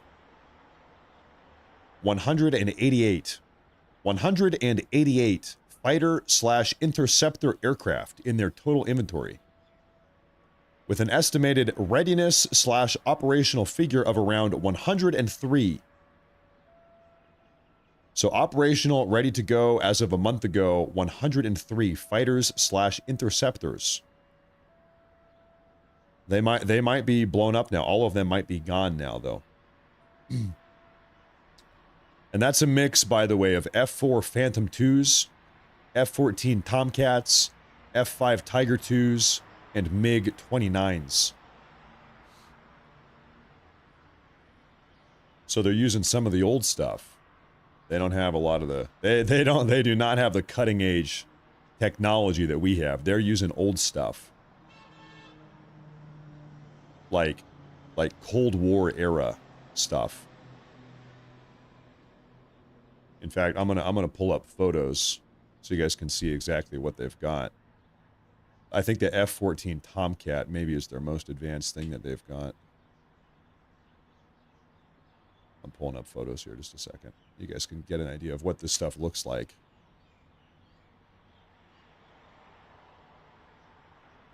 All right, this is the F4 Phantom II. You can tell, you know, it's looking a little bit dated. It's looking a little bit dated here.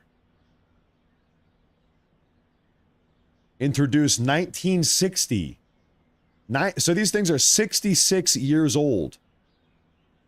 And then they've got a couple F-14 Tomcats from 1974. From 1974. Then they've got some F-5 Tigers. What are they're looking thin and long. These things are from how old? Introduction, 1964. 1964. And then they've got some MiG-29s. from 1983. So actually the MiG-29s are their most recent. It's the 1983 edition, MiG-29. So, you know, their Air Force is a little bit dated. Little bit dated, to say the least. Nothing they have is newer than 45 years. It's all at a minimum 45 years old. Excuse me, let's get that back over there. Little bit dated. Just can't compete with the new stuff. Asims, hey, thank you, says, love watching your shows. When do you think we'll make a move on Cuba?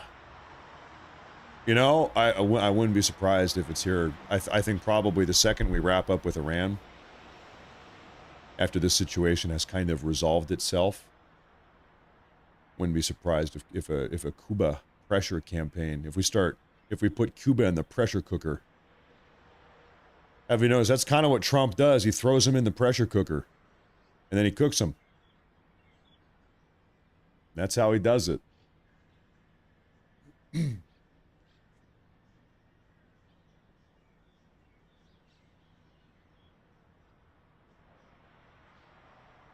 know, I'm going to add a note to the top of my screen here. Okay, so what did Trump say? He said,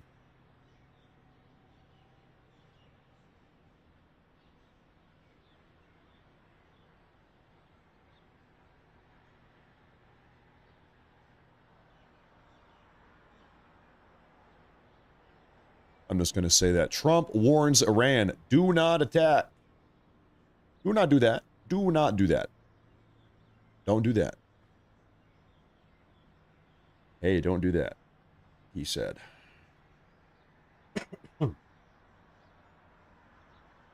Just so everybody can see that up there. We have a massive super chat over here on YouTube from Richard White. He says, enjoy some coffee on me, Matt. Excellent show, brother. I would not trust the Associated Press to save my life, though. You know, luckily, we're not really receiving any of their editorialism here. This is just a live feed.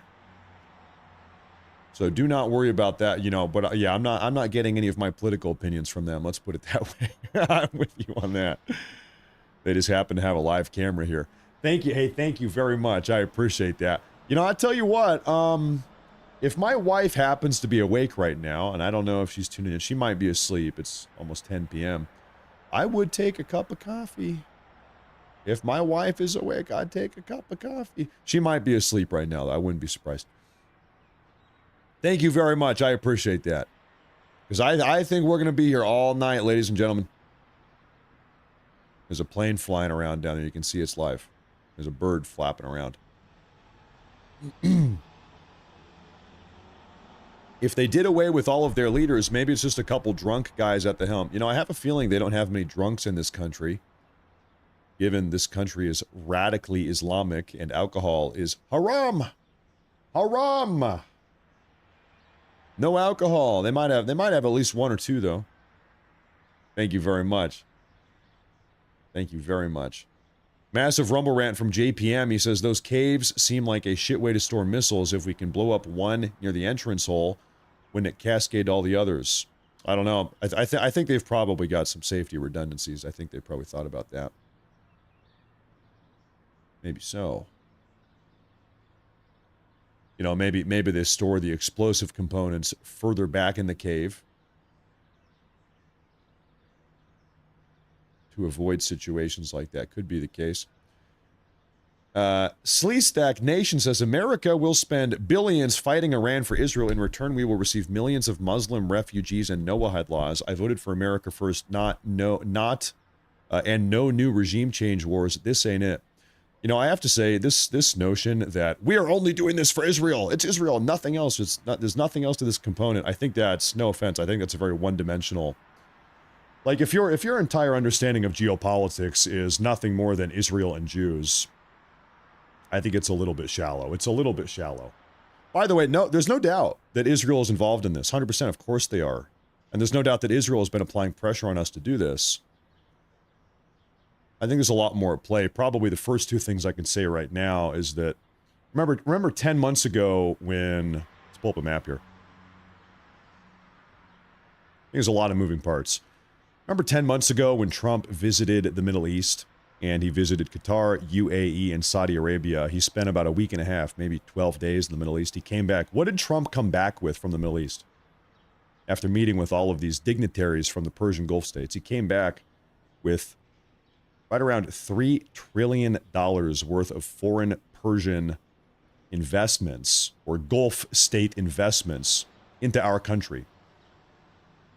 How do you think Trump managed that? How do you think Trump was able to negotiate $3 trillion worth of investments in the U.S. over an extended period of time? Well, one of the best assessments I have read is that there was sort of this agreement that was struck. You know, Saudi Arabia, Qatar, Bahrain, Kuwait, UAE, none of these countries are fans of Iran. And the idea is this, that a deal was made saying, okay, we are going to invest in the United States. These Persian Gulf nations are going to invest in the United States to the tune of collectively $3 trillion. In exchange, you are going to help us with the United States, Trump, you are going to help us with our Iranian problem. They've got a bad neighbor that goes by the name of Iran. These nations they're not happy about having ballistic missiles and suicide drones fly over their airspace every couple months and crash into their bases and crash into their apartment complexes and ruin business. I mean, here's an example. Dubai, this is a multi-trillion-dollar vacation spot. They've got the tallest building in the world, skyscrapers, 5-star hotels, Michelin-star restaurants. They've got celebrities and billionaires coming and visiting, having a fun time. The last thing they want is 5-star hotels getting blown up by Iranian suicide drones. That's what we've been seeing yesterday and today. UAE, what seems to be the case is all these countries, they worked out a deal with Trump. We are going to invest in the U.S., we're going to strengthen our economic ties, and in exchange, maybe you help us get rid of the Iranian regime. And of course, you've got Israeli pressure at the same time, contributing to that dynamic. We've also, the other thing I'll say real quick, I'll pull this up, it's a little visual here. For anybody that is interested in this entire dynamic, I cannot stress this enough. I highly suggest you read this. This is Trump's national security strategy. It was released in November of 2025. And this is the Trump White House agenda for the year of 2026. This was released 4 months ago. It's a 29-page long document. It takes, I don't know, a half hour to read. It's not really that long. 29 pages. And it says there's a Middle Eastern section in this document. It goes into our Middle Eastern foreign policy, the Donald Trump Middle Eastern foreign policy. What is Trump's plan for the Middle East?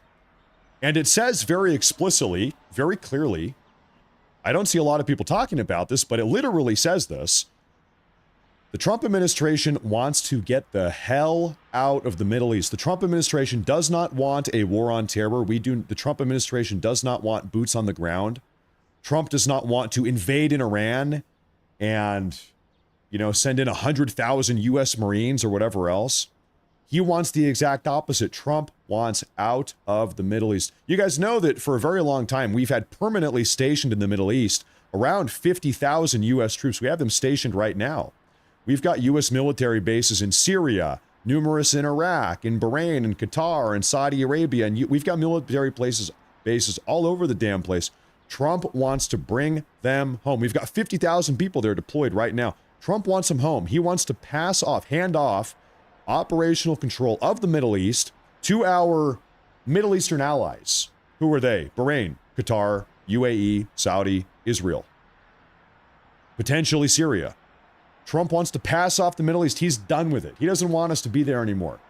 However, the document goes on to say that in order to actually hand off operational control of the Middle East, for us to pull out our troops, to take a step away and pass it off, that responsibility to somebody else, you can't have a massive destabilizing force projecting power and funding terror groups and enriching uranium and firing ballistic missiles and suicide drones. You can't have a regime like Iran, like the Iranian regime has, if we want to pull out. So first, Trump has determined, and you can disagree with this, that's fine, but this is what the document says. In order for the U.S. to pull out of the Middle East and pass off control, which is the objective, The Iranian regime has to be dismantled. You need to shut down the Iranian regime's capacity to destabilize commerce, economic activity, project violence, kinetic military activity. So Trump is like, step one, shut down the Iranian regime. Step two, we're out. That's what the document says in essence.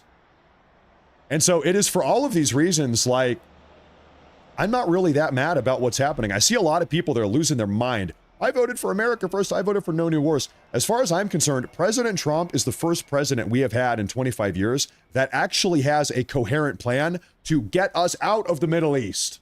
Trump is the first guy that says, listen, we've been here long enough. We want out. Here's a plan. We're going to make it happen. That's what's going on here. That is what this is. That is what you are seeing right now. That is what is happening.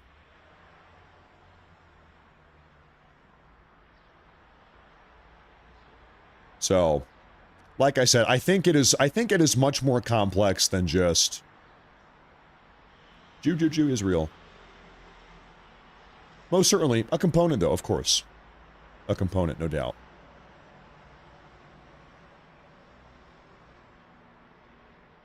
No doubt. There was something else that I wanted to show here. Can I, man, I think, oh yeah, I've got it. Okay. I've got this here. You know, there was another component here that ties into all of this, and it's a little country, you might have heard of it. It's called China. Okay. Prior to 3 months ago, where did China get 20% of its energy from? Its oil. 20% as of 3 months ago, 20% of China's oil came from where? A mix of Iran and a mix of another country. You might have heard of it. It's called Venezuela. And so President Trump very clearly in this national security strategy document, Trump administration rightly, correctly has determined that China is our nemesis of the 21st century. For the next 100 years, we are focused on China. China is the big problem. They are the looming problem. There will be a conflict at some point unless we can avoid it somehow. Trump is attempting right now to posture the United States of America against China. This is why Trump is trying to push China out of the Panama Canal. This is why Trump was concerned about fentanyl coming into Latin America, into Cuba. This is why Trump is tackling cartels right now. This is why Trump is pushing China out of Venezuela and effectively pushing regime change in Venezuela about 2 months ago. This is why Trump is concerned about a Golden Dome and keeping China out of Greenland. This is why we're so concerned about Chinese influence in Canada right now. This is why Trump wants to pull us out of the Middle East and reposition the U.S. military more long-term in the Southwest Pacific. Trump is determined it's very difficult to posture up against China if we've got regional commitments in the Middle East. Trump wants out of the Middle East. It's difficult to combat China in the future if we have massive expenses and regional commitments in the Middle East. Trump wants out. He says, listen, over the next 100 years, this is not really the most important part of the world. This is the most important part of the world. We need to focus on this, not this. Trump wants out. And it says as much. It says as much in that national security document.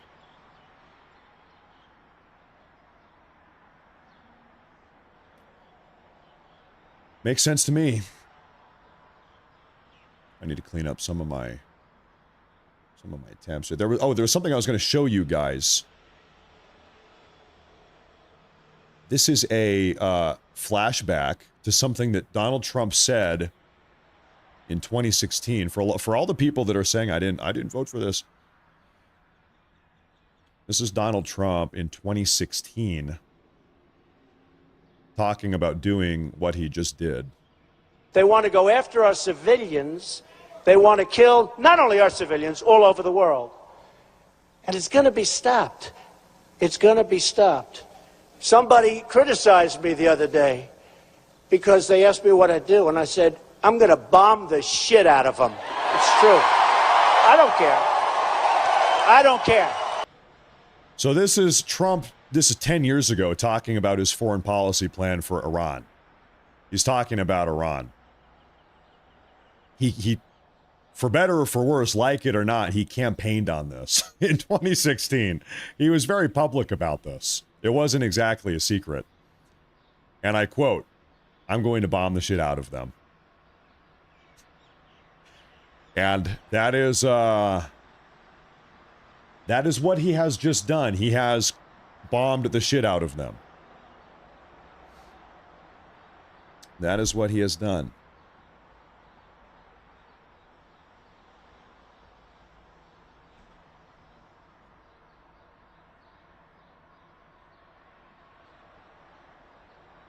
I'm going, okay, that I've been jabbering here for a couple minutes explaining all this stuff. I am going to do a real quick look around here. Just quickly scanning for updates. Okay, we have a little update here.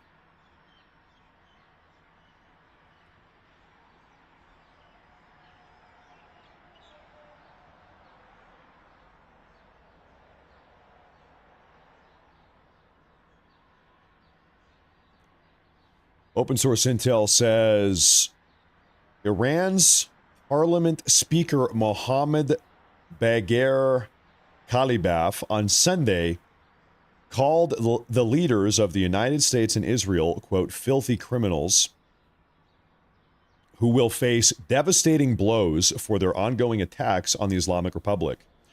Quote, "You have crossed our red line and must pay the price. We will deliver such devastating blows that you yourselves will be driven to beg." This is coming from, who is he? Iran's parliament speaker. And he said that today. He said that just recently here. So it seems like the Iranians, they still have maybe no intention of backing down. Seems like they're still going in. They're not rolling over. Here was another another curiosity here right now. This morning, now it is 9, it's almost 10. No, it's 9:30. It is 9:30 in Iran right now. Are the Iranian people going to wake up, get out of bed, and take to the streets and try to retake their country? Or are they just, who knows? We got to see what the Iranian response is, like the Iranian civilians, the Iranian people.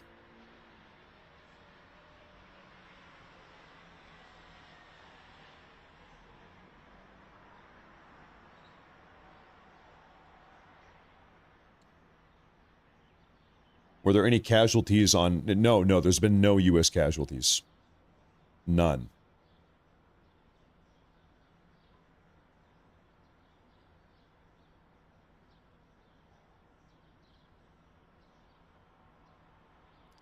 Zero. This has been an absolute display of complete and total supremacy, really. Just military supremacy. At a minimum, over the western half of Iran. Let's pull up flight radar. Where are we at? There we go. It seems as if we have air superiority at a minimum over the western half of Iran right now. They can't stop us from doing whatever we want. We are able to carry out airstrikes seemingly with complete and total impunity. They are unable to stop us. Now, I'll tell you, it seems as if we have... It seems like the Jordanian airspace has opened. There was a Jordanian airspace shut down not too long ago, but now I see 4 airplanes flying over Jordan right this moment. You are coming... This is Jordanian. You are Jordanian. These are all passenger airplanes. Jordanian. Nobody wants to fly over Israel. Do not fly over Israel. Everybody's taking a long berth here. Jordanian. Lebanon. The ancient home of the Phoenicians.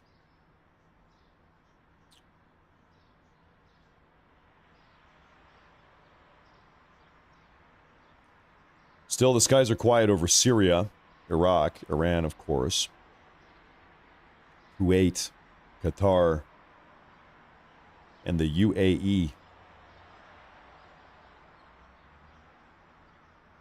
And the UAE.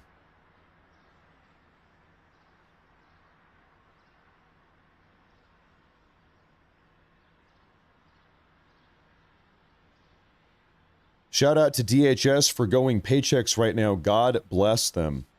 It really is just astounding with how crazy the world is right now. The Democrats insist on keeping the DHS shut down. This is the department that is designed to keep our homeland secure. It's called the Department of Homeland Security, in fact, the DHS. And they said, yeah, we're going to shut this down. Yeah, we're shutting it down. These people are psychotic. These people are psychotic.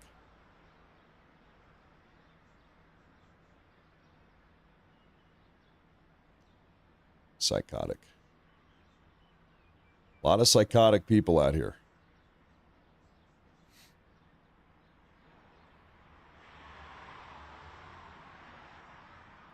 I'm quickly scanning for updates. Oh, okay, ladies and gentlemen, I am getting reports now. Okay, we have ballistic missiles getting intercepted over Dubai right now.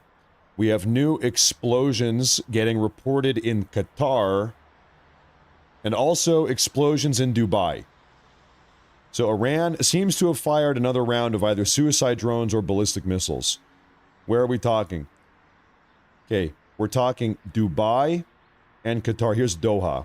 Presumably Doha. So Doha and Dubai. Right here.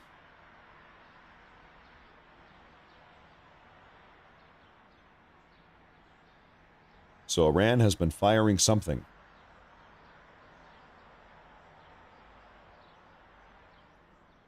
Firing something.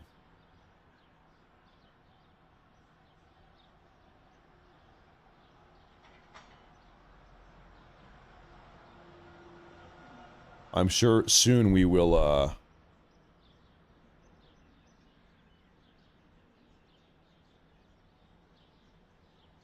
see footage of that.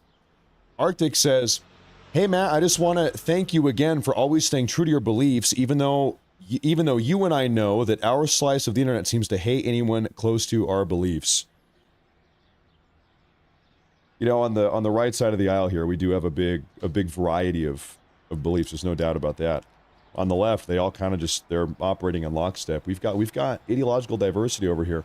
You know, it's so funny. Can I just be, hey, can I be totally honest here? At risk of pissing everybody off. You know, it's funny because I really could not have designed a better opinion to piss off everybody.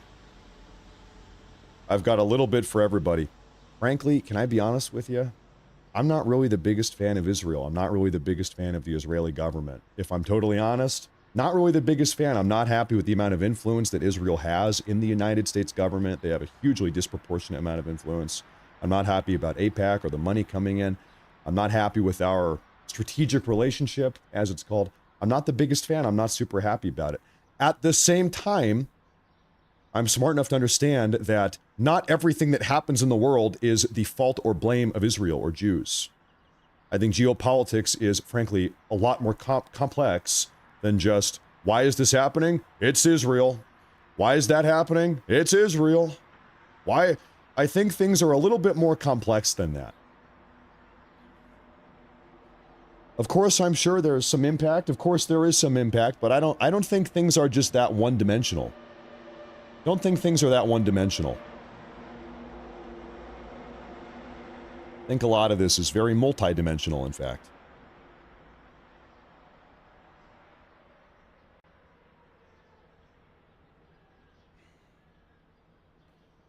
So, anyway, there's my take to piss everybody off. Now everybody can be mad at me. Now everybody has a reason.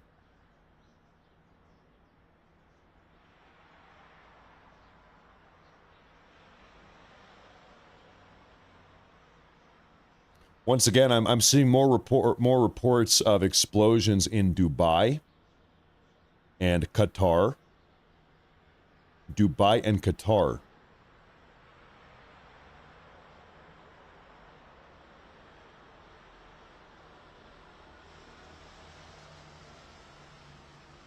So we might have some more footage come out here. Anyway, I guess the takeaway at the moment is that Iran is still active. They are still firing out missiles or drones.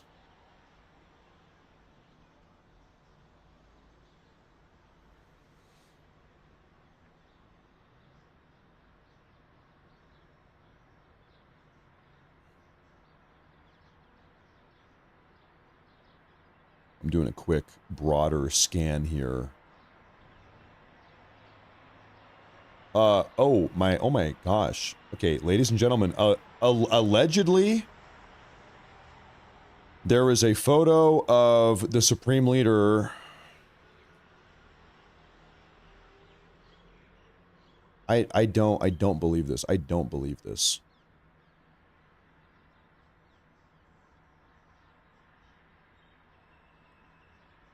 Okay, never mind. The picture is fake. There's a fake picture of Khamenei's body floating around on the internet. It is fake, though. I just double-checked. I'm not even going to show it to you guys. This is fake. Fake news, fake news. False alarm. Okay, I've got a video now. Direct hit in Doha. This is Qatar.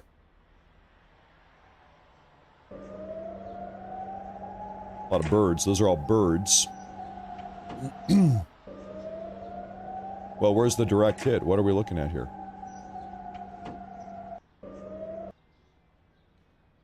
Well, frankly, I don't even see where where's the direct hit. Like, maybe these are smoke plumes. I hear sirens. Okay, well, that really didn't show us that much, to be honest with you. We didn't learn much from that one, to be honest with you.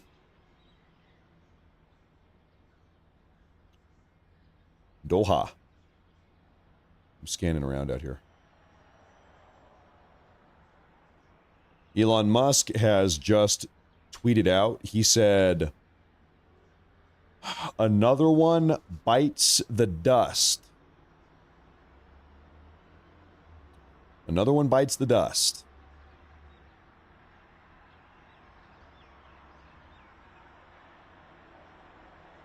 We've got footage out of Baghdad. This is in Iraq.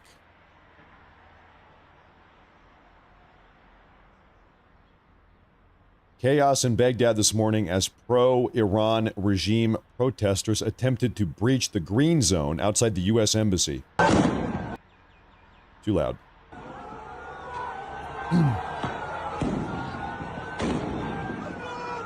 So these are pro-Iranian regime protesters. Anti-American.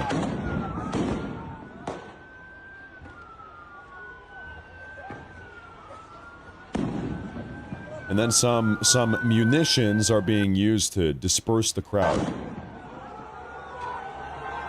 They've got a big old bulldozer here.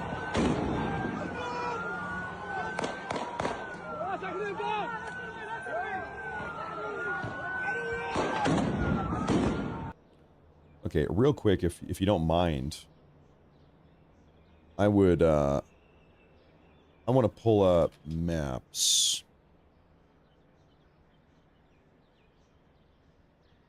Yeah, I believe the embassy is empty. I think you're right about that. I think it was evacuated.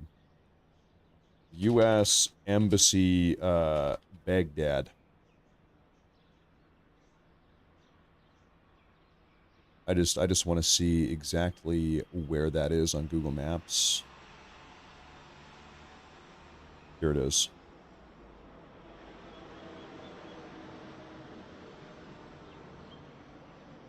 U.S. Embassy entrance. Well. Okay, it's this building here. Yeah, this is it.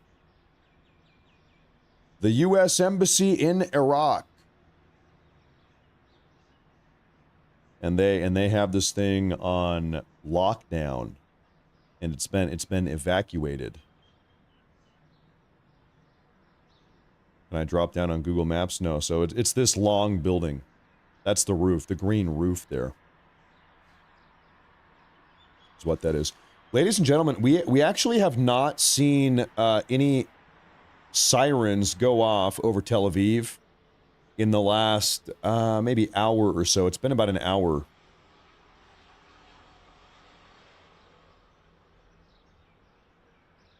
If you're tuning in and you don't know what's going on, Matt Morris, what is going on here? Well, so we saw earlier today a couple statements, must have been 4.5 or 5 hours ago now, a couple statements from the Iranians. They said, quote, "The most devastating offensive operation in the history of the Islamic Republic of Iran's armed forces is set to begin shortly, targeting Israel and U.S. bases." So the Iranian military here is threatening big attacks inbound, their doomsday attack. We heard from the Iranian armed forces. "We will make the enemies of Iran regret assassinating Khamenei. We will continue on until the surrender of the enemy." Who's the enemy? Well, us. We are. Iran and the U.S.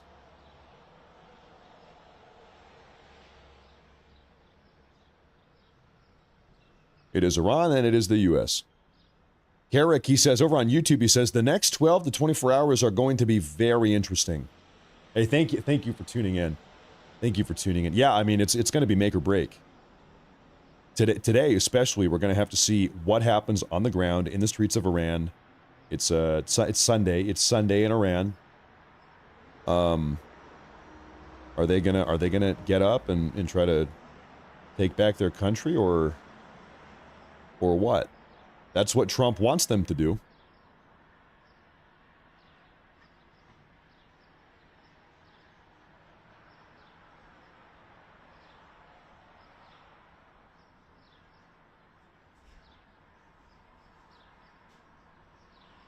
I see this. I don't even know what this is. This video is going viral right now. What is this? Tucker, aren't we the only country allowed to make preemptive strikes? Who the hell does Iran think it is?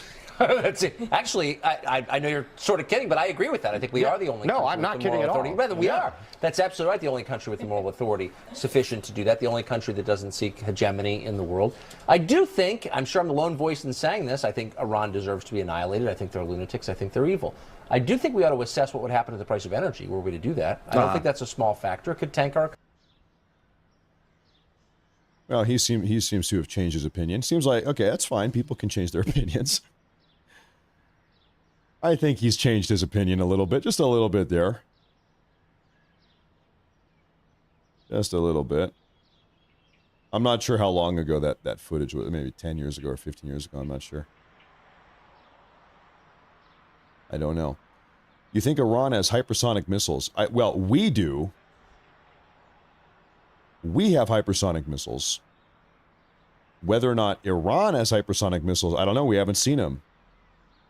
There's this rumor that that China gave Iran hypersonic missiles. We have a statement from Rubio. The world is changing very fast right in front of us. The old world is gone, frankly, the world I grew up in, and we live in a new era in geopolitics. And it's going to require all of us to sort of re-examine what that looks like and what our role is going to be. And we've had many of these conversations in private with many of our allies. They are our allies. And we need to continue to have those conversations. And I think Saturday, hopefully, and the meetings we'll have there will move us in that direction. It's a new era of geopolitics. It is, and it is. Oh, there was something I wanted to show you guys. I'm disappointed in myself. I've not talked about this yet. Ladies and gentlemen, we actually have a shock poll that came out just a couple hours ago. This is conducted by Insider Advantage. In the U.S., national approval ratings of Trump's actions taken in Iran. Yesterday, approve, according to Insider Advantage, 54%. Disapprove, 37%. And this is not surprising to me at all. when Trump carried out the Maduro apprehension, that polled very well. Following Midnight Hammer, the successful completion of Operation Midnight Hammer, 8 months ago, that also, after the fact, polled very well. What seems to be the case is that Americans, it's kind of funny, Americans actually really like successful, efficient, clear military victories. It's got to be a fast, quick win, easy win, pull it off. It's not a long-term conflict. Americans like military victory. Boom, victory, it's done. People like that. Where it goes wrong is if American soldiers start getting killed. Americans don't like that. If we get bogged down and stuck someplace for 10 years or whatever, Americans don't like that. But easy, quick victory, in and out, done, victory, put a bow on top, ship it. People like that. It pulls very well. People like that. And so, what happened yesterday? It was a very, simple, easy story. We go in, we drop 900 bombs. Khamenei is dead. Boom. Khamenei's dead. We got him. Now, of course, that with this case, that's not the end of the story. Really, that's kind of just the beginning of the story. Khamenei's dead. Now what? Then what? That's the phase we are in now. Now what happens? And we're waiting to see, frankly, right this very moment. It is still totally possible for things to go haywire here. I don't think they will. I hope they don't. I don't think they will, but it's a possibility. It's a possibility. I don't think it will, though. The White House rapid response page. No mercy to terrorists, you dumb bastards. This is Trump. Trump posted this in 2013. There you have it. You know what? I haven't watched this. This is one of my favorite American politicians, just Americans ever, Pat Buchanan. I haven't seen this. This is going viral right now, too. Pat Buchanan, in 2015, 11 years ago, was on the Sean Hannity show on Fox News. What did he say? You really want that? You don't see that as a danger? The United States could finish off Iran in an afternoon. What are you frightened of, Sean? Okay, well, I think it's a bad idea. Just like we finished off North Korea in an afternoon, for them to get a bomb, right, and I think we can stop it. I think you're dreaming. All right, thank you, sir. I think you're hysterical, Sean. I'm hysterical. I love Pat Buchanan. I love Pat Buchanan. I've read 3 different Pat Buchanan books. I love Pat Buchanan. He's one of my idols. Anyway. So he says, listen, hey, if we wanted to wipe out Iran in an afternoon, we could do it, and we could stop them from getting a bomb. Hannity says, you're crazy. No, we couldn't. Actually, Buchanan was right. So anyway, Buchanan was right here because we just did that. We just did that, actually. Oops. There we go. Turns out he was right.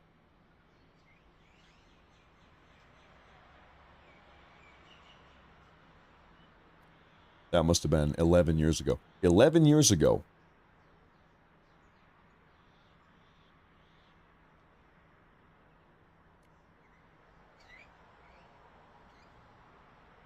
There's a little funny historical fact here. Pat Buchanan actually, very briefly, for about 3 months, campaigned against President Trump in the 2000 election. President Trump, he had a very short-lived campaign. He was running to be the Reform Party, not a Democrat, not Republican, Reform Party in 2000, independent. And he was actually campaigning against Pat Buchanan. So Pat Buchanan and Trump actually went head-to-head. They were trash-talking each other in 2000. Now they've now they're friendly, now they're fine. But in 2000, they were trash-talking each other. Long time ago.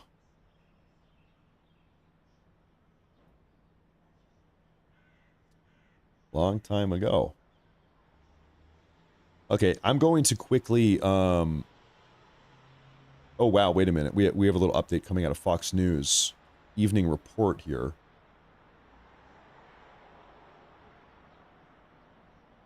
The public reaction is likely to be favorable. And I think these Democrats are kind of trapped because they exist in a party whose membership overwhelmingly despises Donald Trump. It's been called Trump derangement syndrome, and there's something to that. And the result is that these Democrats, with rare exceptions, John Fetterman today, of course, was the one we just heard from, are opposed to this because they feel they must be, that they feel their job in life is to resist and oppose Donald Trump in every way, almost no matter what he does. So that, I think that accounts for the political reaction on the Democratic side here. Now, over time, those who are critical may feel vindicated if things start to go badly, but if they don't, they're going to be stuck with this. They're going to be the people that it will be argued were, didn't want to take this evil Iranian regime down.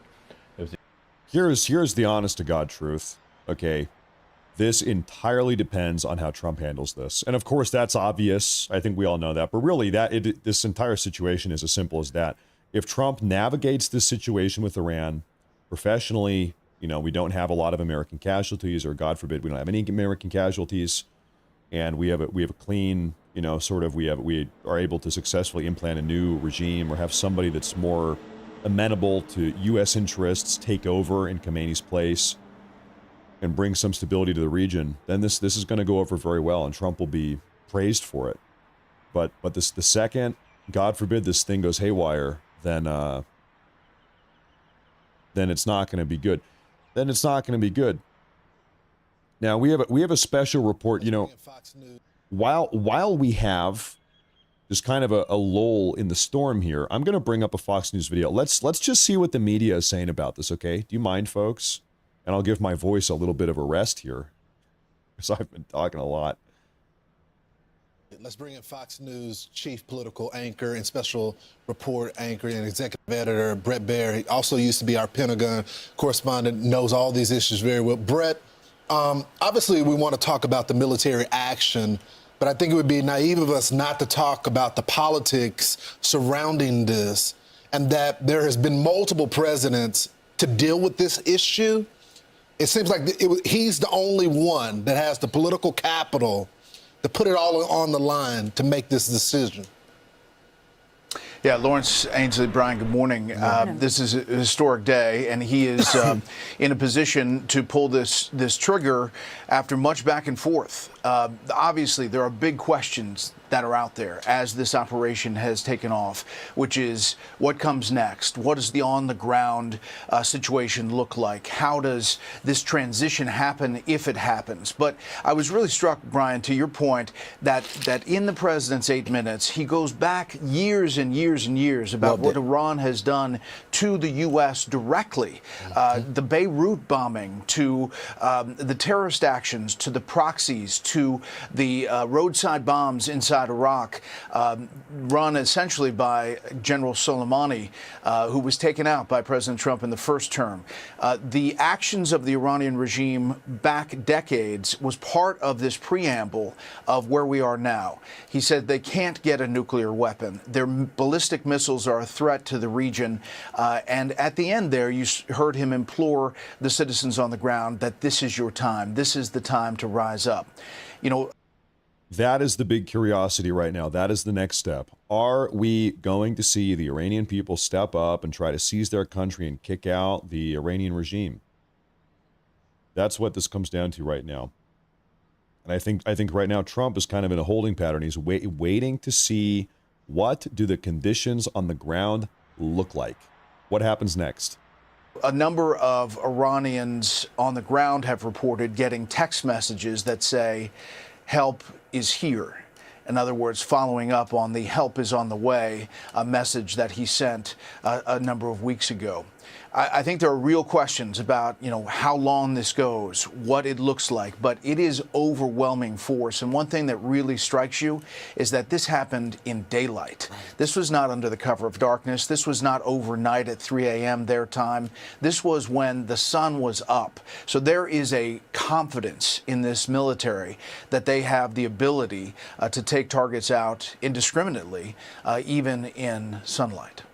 Yeah, Brett, I was struck, but we interviewed someone earlier this morning. He was talking about what Iran has contributed to the amputation of some of our soldiers. And we work with Joey Jones, who stepped on an IED and lost his legs.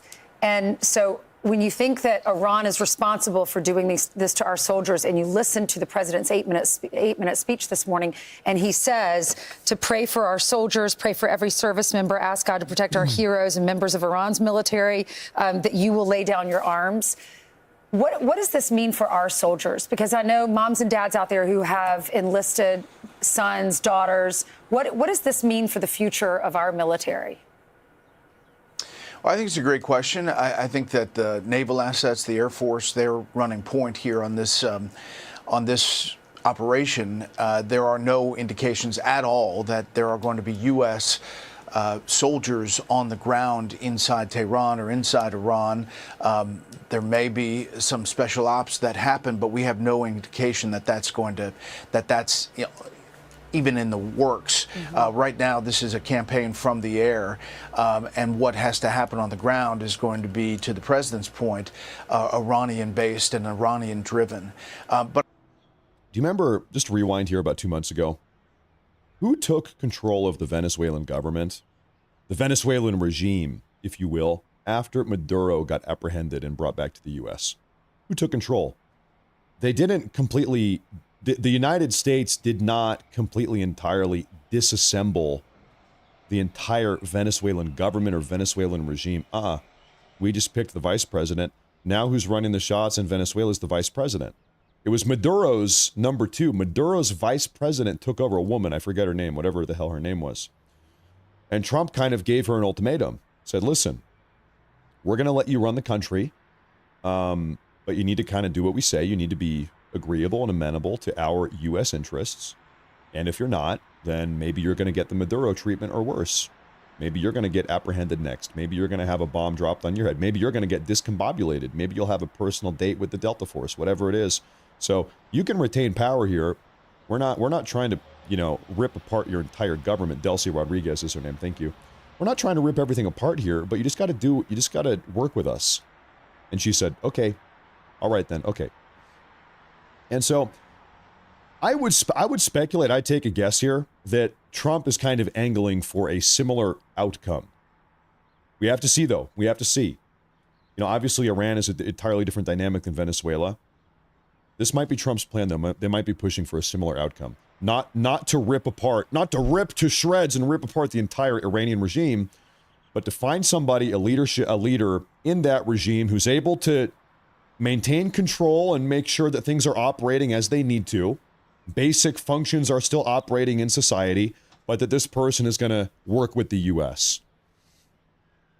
But I was in Iraq 13 times, and I saw a lot of people taken down by those IEDs, and they were getting increasingly deadly and increasingly deceptive as far as how they couldn't even be detected. Some of them were made in plastic by the Iranians so that the detectors never saw them, and that's why you had so many people lose limbs that ended up in Walter Reed and others. President Trump talks about that a lot, about those times going to Walter Reed and how it affected him when he talks about taking out Soleimani. You look at the military bases in the region, and that's really the threat from missile attacks. We've already seen some of that.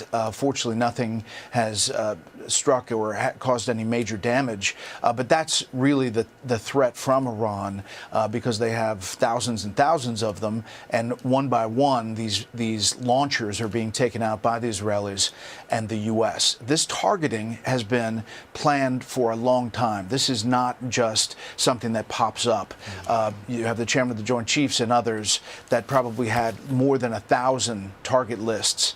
Right now, we're seeing command and control and leadership being targeted, and specifically the Ayatollah and the Iranian president. But I bet over coming days, you're going to see a lot more different targets throughout Iran. Okay, speaking about targets in Iran, ladies and gentlemen, I have a breaking news report, hot off the press here. Sit up in my chair here real quick. Okay, so I'll pull this up for you. Fine, ladies and gentlemen. Coming out of the New York Times, the CIA tracked Ayatollah Ali Khamenei for months and shared, quote, high-fidelity intelligence with Israel, indicating he would attend a Saturday meeting of senior Iranian officials in Tehran, sources said. Israeli intelligence independently confirmed details of the gathering at the leadership compound, where top defense figures were set to convene.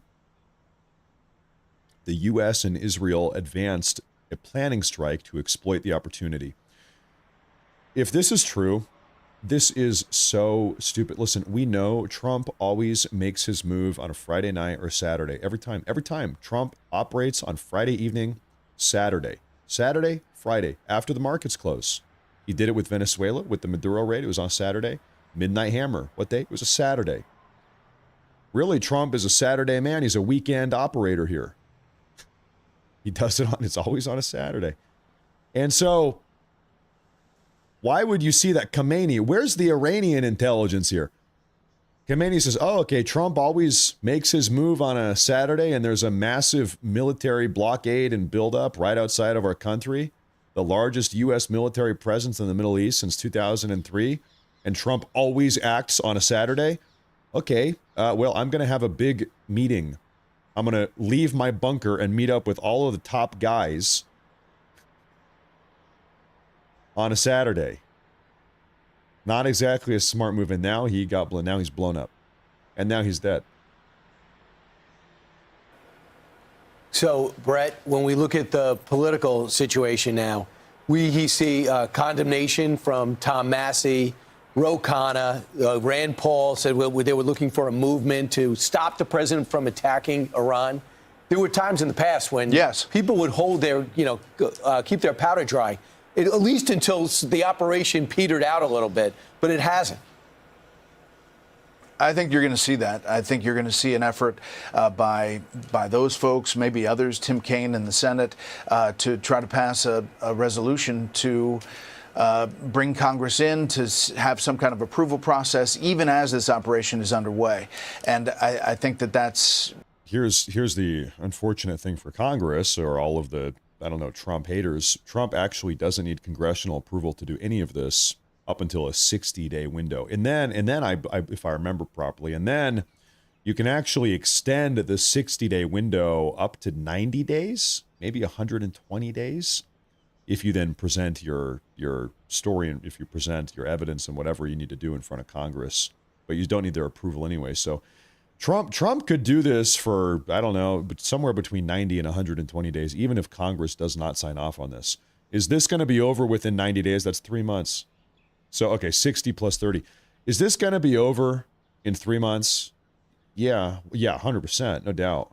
Probably the politics of the moment. There are a lot of Republicans who are skeptical about the way forward, but I don't think you'll hear from a lot of them in mass on this since the president has launched this operation. Listen, you have two sides of the party. You have the Lindsey Grahams who have been calling this for a long time, saying that this is the time and the Iranian regime has never been this weak.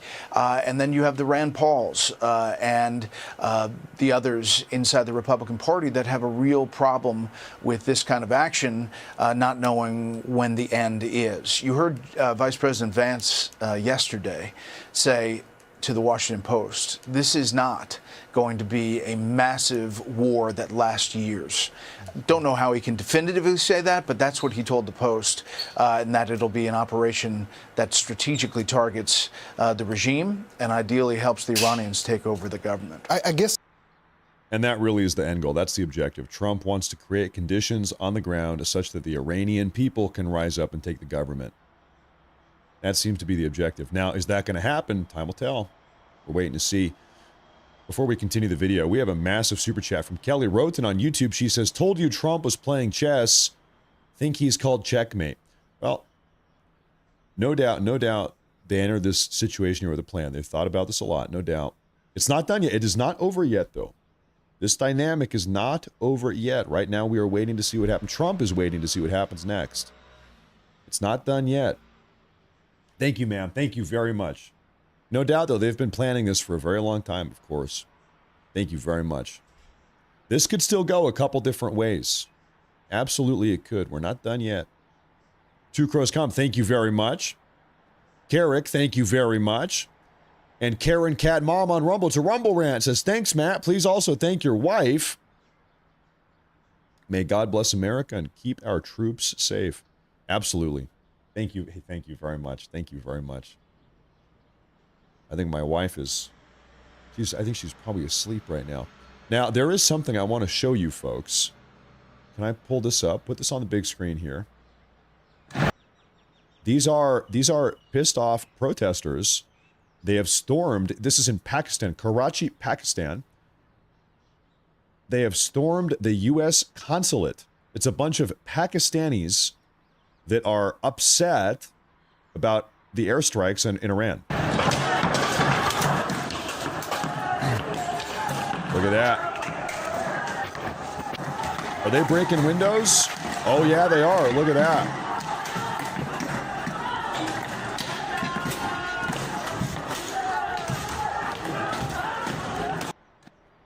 So the Pakistanis are unhappy about what is going on here.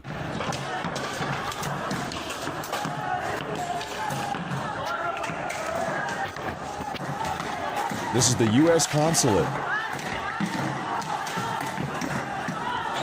Now, by the way, things are a little bit rough in Pakistan right now because they are actually in a war, right, as of like 4 days ago with, I kid you not, Taliban. A lot of you might know. Hold on, where did my internet go? Oh, I'm looking at it. I was looking at it. My bad. Apologies there. Okay. So here's the problem.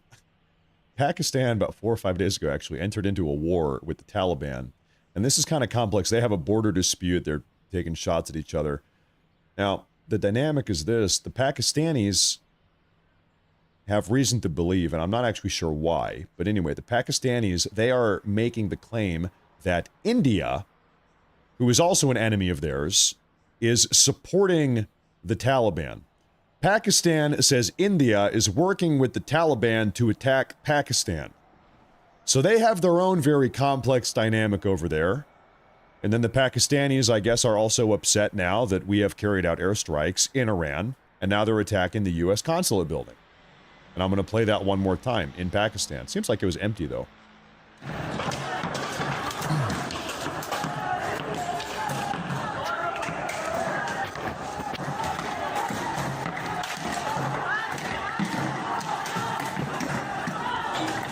Chaos. Just chaos. I just want to look at the gate here. Yeah, they just walked on in. They just walked right in. There's a lot of them too. They just walked on in. They're smashing up the windows. Disrespectful. Disrespectful. Oh, you know what? Where did our...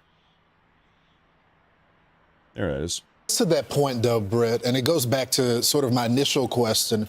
Because the president does have a track record, and he ran on no forever wars, and the conflicts that he has gotten in, he gets in and he gets out. Do you think politically people are going to give him some time to that the public trusts him, that his base trusts him to deal with a conflict like this? I think that's true. He has some capital with that, and obviously he has under his belt the Venezuela operation that was a tremendous success and was very quick. This is not Venezuela. This is a much different animal as far as what you're facing on the ground. But they've been planning for this for a long, long time. The June operation with Israel was very specific to the nuclear targets. This is much broader, and I think we're going to get a sense of that over the next few hours. Okay, I'm going to just share something real quick that's hot off the press. I just need to get this out here. Politico right now is reporting that Iran ordered an operative to assassinate Trump before the election. And this is a rumor. I've heard this allegation before that Iran attempted to assassinate Trump. I've heard that before. Maybe I just haven't seen it. I've never seen proof of this. I've never actually gotten any extra information or details like exactly what happened. I'm not saying I even doubt it. I kind of just am inclined to believe this, but I've never seen proof of this. I've heard about this, but I've never really gotten any more information than this. days. Yeah, Brett, where do you see this going? Because Jennifer Griffin was telling us that with this attack, the U.S. is attacking the ballistic missiles, that we're going after those sites. And then the Israelis are going after the leadership. Do you think we'll be successful on all fronts? They have a lot of intel on the ground. The Israelis, if you remember, in the June attack, were able to get generals who are leading the military to call them to a certain place, a building, to have a meeting, and then they took out the building and took out all of those folks. They have a lot of intel from the ground. I think, you know, as you look at some of the aftermath on the ground in Tehran, we already have reports that the Ayatollah's compound and major leadership targets have been hit hard. You won't know until you get somebody on the ground telling you that those were successful. I think the ballistic missiles are urgent in that they don't want to face a lot of these. I just need to pause this real quick. I think have we lost both of our live feeds? What is going on here? No, we are. Okay. No, we are good. We're good. However, it's this YouTube channel, the Canal channel went down. Okay, let me get this resituated here. I'll play this while I continue this. Where was that? Missiles going to U.S. bases in the region or our allies. Already, you'll see the Gulf states, even though they're publicly saying they're against this operation, privately supporting it from behind. So, Brett, a couple of things are going on. We remember with these campaigns, air campaigns, I remember even in the first Persian Gulf War of George H.W. Bush being impatient with the fact that these sorties aren't changing the behavior of Saddam Hussein and the regime. And a lot of people get impatient with that. So we have not had a sustained military campaign under President Trump's in either term so far. That's why I think it's important for the president to continue to explain it. But one of the things that's so unique about this, we're used to having presidents explain a war, almost sell us a war. This is why we need to do it. This president said it, 5 minutes in the State of the Union address, and then did his address to explain our objectives on social media. Not feeling as though he's like, enough said. We've been doing this for 47 years. I'll explain it. It seems obvious. What about that strategy? Yeah, I do think there are some Americans saying, well, why exactly are we doing this at this point? I think that 8-minute video, if you watch it again and again, is very definitive as far as the message that he's trying to send. But you're right, he hasn't done an Oval Office address with that message. But I bet you'll see it. I bet you'll see it in coming days. There may be something today from Mar-a-Lago in Florida. And I do think that that's part of the messaging, that you're going to have to tell Americans exactly what he did in that 8 minutes, but probably on a much bigger scale. Britt, what do you make of, you know, you were right to point to the military doing this in the day because they typically do these operations in the night. But what do you... Okay, folks, there is something I want to talk about with you because we actually have a developing situation here in Pakistan at this U.S. consulate. So first off, we saw this video. We saw these pissed off Pakistanis that are now attacking the U.S. consulate in Pakistan.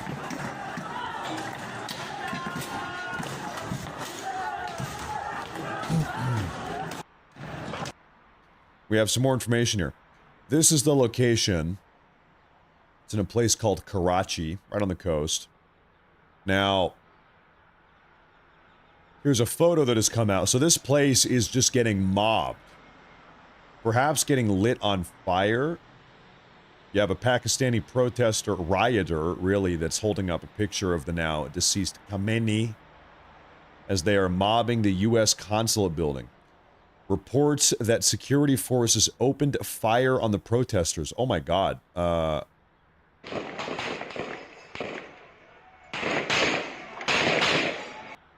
Holy shit.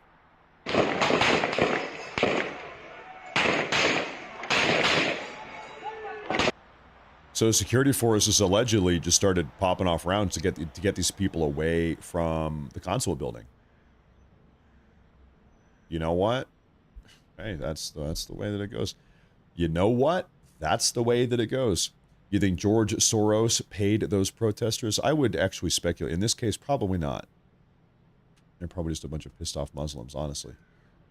But if what they want is a secret program buried in the mountain where no one can see it and inspectors can only come when they say they can come, if that's what they want, then they're going to have big problems, because this is a dangerous, violent, radical regime. Not the Iranian people. We have no problem. We didn't hit Iranian people last night. We hit nuclear facilities. And if what they want is some secret program that looks nothing like the civil nuclear programs around the world, it looks a lot like you're trying to build a bomb, they're going to continue to have problems, not just with us, but with many other countries in the world. Problems like what? What do you mean? Like the problems they're facing right now. Listen, why do we have bases in Saudi Arabia and Kuwait and Qatar and UAE? All of those bases are there to help protect those countries from Iran. Why did Hezbollah exist? Because of Iran. What does Hamas exist? Because of Iran. How do the Houthis exist? Because of Iran. Who built the IEDs that maimed and killed American soldiers in Iraq? Iran.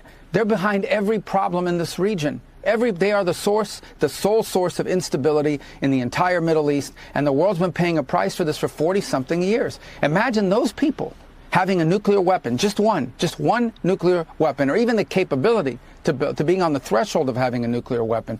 That's what the world was facing. That is unacceptable. President Trump did the world a favor last night, and now Iran should sort of wake up, the Iranian regime should wake up and say, okay, if we really want nuclear energy in our country, there's a way to do it. That offer's still there. We're prepared to talk to them tomorrow and start working on that. Steve Witkoff has traveled extensively around the world trying to reach that deal with them, but they play too many games. They play way too many games, and now they found out.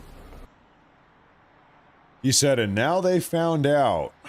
Now, okay, I have a breaking news story here, folks. I need to look into this before I report this to you guys. Give me 1 minute. Potentially, actually, frankly, massive news. Just give me 1 minute here. Okay. All right. Yeah, we've got some crazy news. So, this is a big Iranian news reporting account. Covers Iranian geopolitics. Says this. This is as of about 90 minutes ago, almost. Ayatollah Khamenei's fatwa on nuclear weapons as of today is no longer in place. Now that Khamenei is dead, his fatwa is no longer in place on nuclear weapons. Okay. Inquiring minds want to know, what is the fatwa? What does that mean? What do you mean by that? Khamenei's fatwa, first issued in the early 2000s, declared nuclear weapons to be religiously forbidden. Haram, he said. Nuclear weapons are haram. And so anyway, this post is now saying, well, because he's dead, the fatwa is no longer in place, which means now if they want to use their nuclear weapons, if they have nuclear weapons, now they can use them, allegedly. That's effectively what this is saying. Is that now, if they want to use nuclear weapons, they can use them. The rule is no longer in effect. Allegedly. Allegedly. Oh, okay, hold up, folks. I've got more for you. Coming out of Pakistan.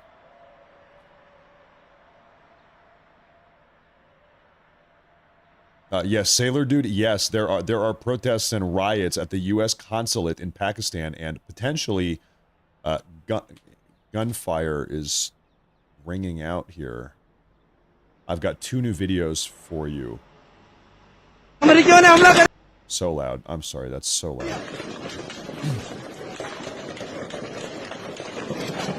Sounds like someone's firing guns.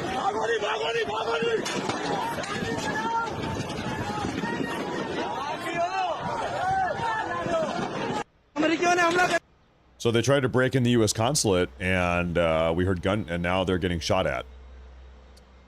This is like the 5th video we've seen. Here's another one. Another one.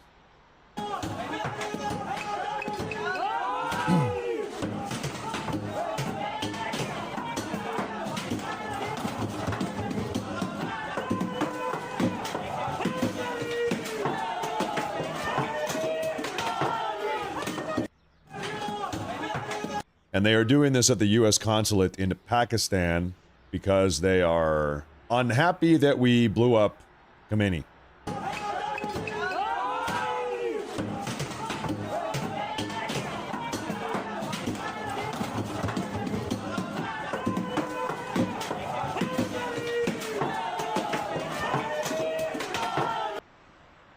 They're unhappy about it. Hostage situation, maybe, or maybe they're just going to shoot these people and they're going to run away, like we just saw. They're just... Seems like whoever's inside that consulate is just shooting them now. And you know what? Fafo. That's a certified Fafo moment. Certified Fafo moment, as far as I'm concerned, seems to be the case.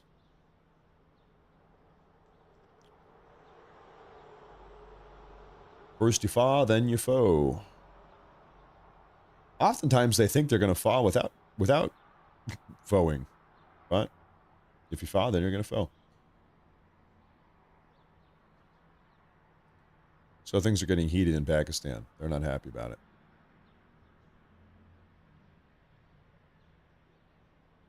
At risk of sounding a little bit racist here, frankly, probably a lot. I've met probably 10 Pakistanis in my life. In my entire life, I've probably met 10 of them. And I think, well, let me think here. Yeah. I've met 10 Pakistanis in my life, and all 10 of them are the stupidest people I've ever met.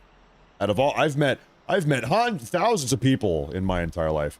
The top 10, all of them happen to be the 10 Pakistanis I've met. All 10 of the Pakistanis, top 10 dumbest people I've ever met in my life. Really, just like astounding. Really was impressive.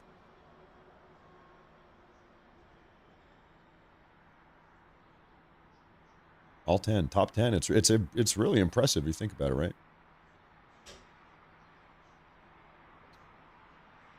Allegedly, in Pakistan, they've got the highest rate of incest of any place in the world. Pakistanis are the most inbred people in the world, allegedly.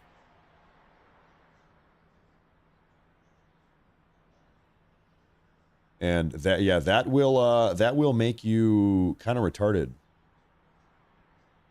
This is a global inbreeding index. You can actually take a look and see the most inbred countries in the world.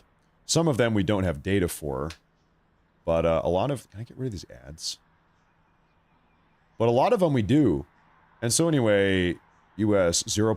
So we in the U.S. we are 0.1% inbred.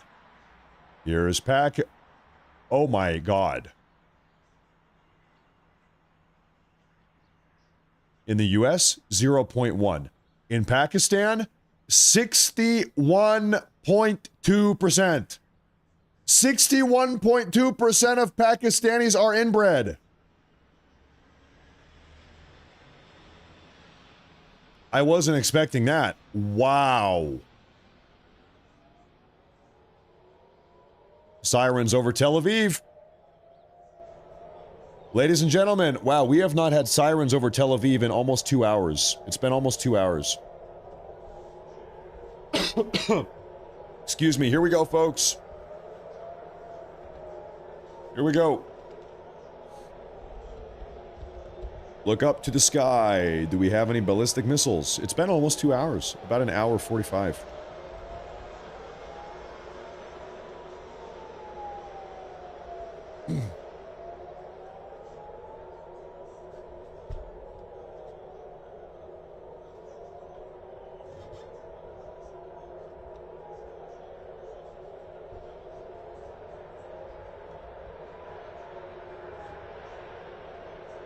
Don't see anything yet.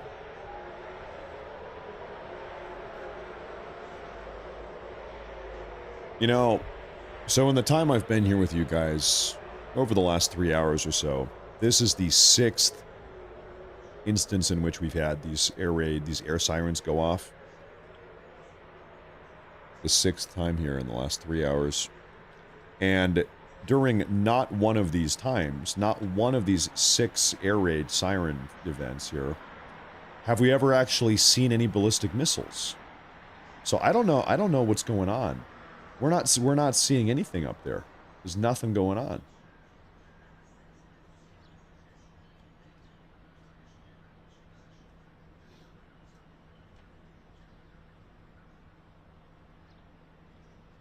You haven't even seen any. Not in the last 3 hours, at least. What's that over there? Is that an interception? Ah, okay, there's a little trail there. Something happened out there.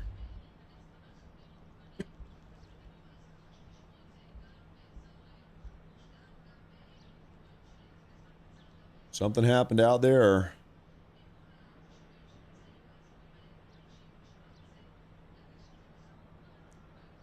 Anyway, back to talking about incest here for a moment. Pakistan, 61.2% of Pakistanis are inbred. Iran, 39.5. Iraq, 46.4. Okay, this is a gross question. There's like different degrees of being inbred. You know, your cousin is different than your sister. Both are bad, but one is worse. And so I wonder culturally, what is it? What's going? Is it brothers and sisters or is it cousins? I would bet probably it's cousins. I really don't know though. Any action here?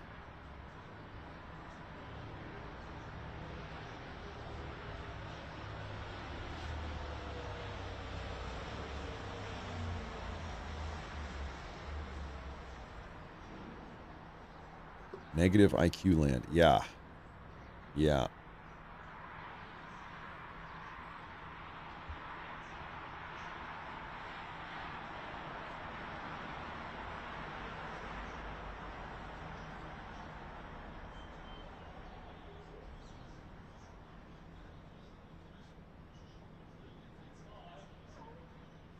Goodness gracious. Yeah, Funi Kenizi. Hey, thank you very much with the Rumble wallet there. Thank you very much. Thank you very much. I need to wake up a little bit. We have a massive super chat over here on YouTube from AWR D4H. Not even a message, just some big support. Hey, thank you, sir. Thank you very much. I appreciate that. It's getting late in the night. Thank you for tuning in on a Saturday. Or I guess we're going into Sunday now. Thank you very much. I appreciate that. Thank you very much. That's a massive one, too. Thank you. I missed it, y'all. Give me a brief. Been working all day. Okay. I'm going to give you the most condensed crash course possible. Probably 20 hours ago, 19 or 20 hours ago, the U.S. and Israel carried out a joint preemptive assassination strike. It was a series of strikes over the course of about an hour. Together, we dropped about 1,000 bombs in total. We used drones, we used Tomahawk missiles, we used fighter jets. We hit about 1,000 targets all across Iran. Members of the IRGC, key members of Iranian political leadership, surface-to-air missiles, ballistic missile launchers, bunkers, nuclear facilities, 1,000 different targets, key targets all across the country. And so during that strike, a lot of the senior-ranking members of the Iranian leadership structure were taken out. In fact, the Ayatollah, the supreme leader himself, Khamenei, was taken out in that initial strike. And so now the Iranians are pissed. We've been sort of trading blows back and forth. The Iranians have been, for the last 20 hours following that initial attack, firing suicide drones and ballistic missiles everywhere. U.S. military bases, various allies we have in the Middle East, Israel, Qatar, Bahrain, United Arab Emirates, Saudi Arabia, Kuwait has taken a lot of damage. So Iran has been firing ballistic missiles and suicide drones at like 6 or 7 different countries. Just shooting everybody, attempting to shoot everybody. So that's been going on for 20 hours. Now, additionally, maybe, I don't know, 6 hours ago, we got word from the Iranian military and various Iranian state media outlets that they were on the cusp of launching their biggest strike yet, that they were going to fire off a doomsday strike. We've never seen anything like it. The biggest strike they've ever launched is what they said they were going to do here pretty soon. That was like 6 hours ago now. Trump, you know, the Iranians, they publicly say it's public. Trump, in response on Truth Social, he responded to that threat. Trump publicly said, effectively, if you do that, Iran, don't do that. If you do that, if you actually go through with this doomsday strike, as some people are calling it, Iran, we are going to hit you. In fact, we are going to hit you harder than you have ever been hit. And so the entire world has been sitting here for like 6 hours waiting to see what's going to happen. Who's going to do what? What's happening here? And so kind of that's where we are. That's the most concise, trimmed down explanation I possibly can give, I think. And so here we are. Magog, Gog and Magog. Oh, you think Iran is taking the place of Gog and Magog? From the north they will come, and they will destroy Israel. Gog and Magog. Maybe there's been a couple Gogs and Magogs throughout history. You go back a couple thousand years. People were saying the Romans, they were Gog and Magog. People said the Nazis. They said not the Nazi Germans, Gog and Magog, coming for the Jews. Some people say the Iranians, Gog and Magog. The Doomsday. Who knows? Who knows?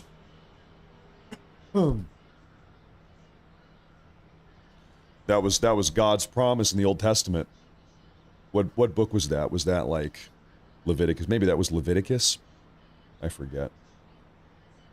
Anyway, he said, listen, Jews. At that time, they weren't called Jews, but effectively, if you ever betray me, if you ever betray the God of Israel, I will send Gog and Magog, and they will wipe you off of the face of the earth. Old Testament. Don't do it.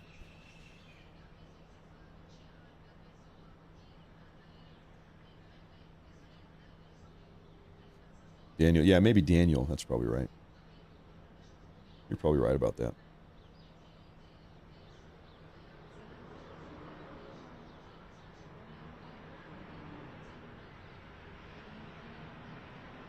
I'm going to quickly...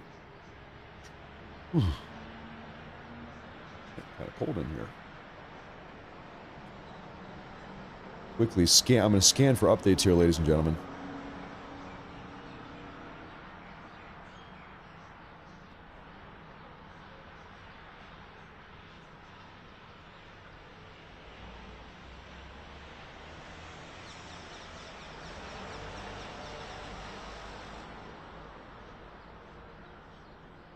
This is a big one. Big update here. Iranian state-controlled media has just confirmed the death of Defense Minister Aziz Nasirzadeh and Abdul Rahim Mousavi, Chief of Staff of Iran's Armed Forces. So two big names here in the leadership structure taken out. We just got, this is 10 minutes ago, 6 minutes ago. There's the official confirmation from the Iranian state media.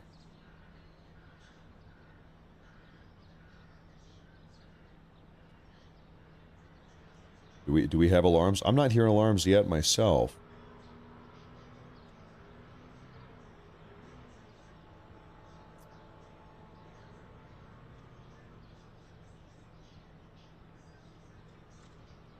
I'm not hearing that yet. Oh, okay, actually, folks, 12 minutes ago, the IDF has detected a launch of missiles from Iran towards Tel Aviv and Jerusalem. 9 minutes ago, the early warning went out for all of the Israelis in the area. So we are going to be seeing ballistic missiles any moment now. potentially. Allegedly, this is a bigger wave also. Now, speaking of big things, big support. In fact, this might be the biggest super chat I've seen. I don't know, in all day ever. Scott, thank you very much. $200 super chat. Thank you very much. I feel bad. I wish I was a little bit more lively. I'm kind of gassing out. I need to wake up a little bit. Thank you very much. Thank you very much. I really appreciate that. It means a lot. Thank you all for sharing these frankly historic moments with me and being a part of the show. Thank you all for tuning in. I really appreciate that. That's a massive amount of support. You guys are way nicer to me than I deserve. That's huge. And if you don't believe me, look at this. Chris, he said, hey, I want in on the action. Chris said, here's $100 super chat. He says, been browsing dirt bike parts while watching this evening. Decided supporting you is a better use of cash. I don't know, man. Dirt bikes are pretty cool. I don't know if I would agree with you. Dirt bikes might be cooler than me. No, hey, thank you. I appreciate that. Thank you very much. Chris and Scott, I think we are going to see ballistic missiles inbound here. Thank you very much. Thank you. Red Dahlia says, you need a buy me a coffee. Red, Mrs. Dahlia, can I tell you something? I am right now, I'll say within the next 2 months, I'm going to be launching a merch website and a buy me a coffee subscription page. And I've got some really cool exclusive ideas for the buy me a coffee page. I don't, because I'm a perfectionist. If I do something, I want it to be good. I want it to be done right. I'm making sure the merch is all made in America, manufactured, sourced, distributed in America. I don't want to be selling you guys a bunch of Malaysian or Chinese bullshit. That's the first thing. So I'm tracking down American suppliers and manufacturers. As far as the buy me a coffee page, if I'm having you guys subscribe on a page like that, I want to be providing a service on that. So I've got some cool ideas. I'm gonna try to make it worth it for you. That's something I've been kind of working on behind the scenes. Are we having sirens? Do we have sirens here? Perhaps in just a moment, I'm seeing some people say sirens. I expect to hear them any second now.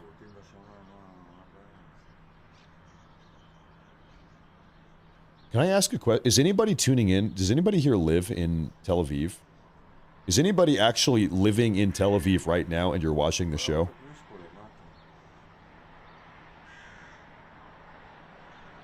Never even really occurred to me. Maybe we've got a couple Tel Avivers in the chat. We do know ballistic missiles are coming in. We saw that report.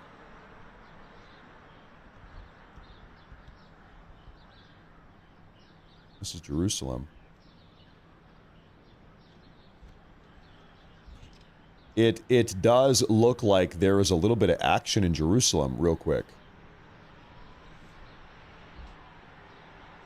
Nothing, doesn't seem like anything connected in Jerusalem.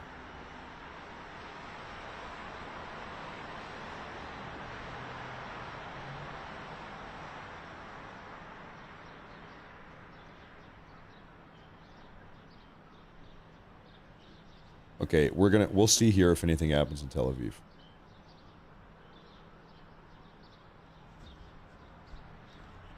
Perfect.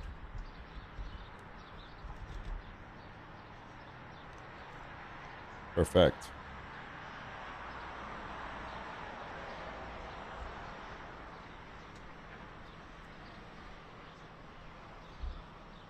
Perfect.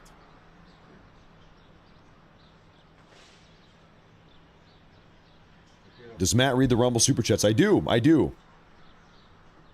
Sometimes I read them a little bit late if we're talking about something else, but I do. In fact, I see one right here.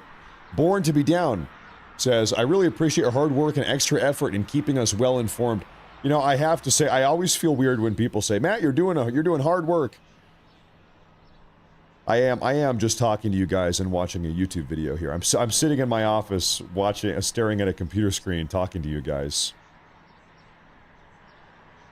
And you know, I can say this because, you know, in another life a long time ago, I was doing hard work. Just doing manual labor or whatever. Who here has actually done hard work? Manual labor, you're working on a farm, a blue-collar job, whatever it is. A lot of us have done that. So I have that perspective. People say, Matt, you're doing hard work sitting at the computer. Yeah, maybe, or maybe not. Maybe not. A lot of people are working much harder than me. I know that much.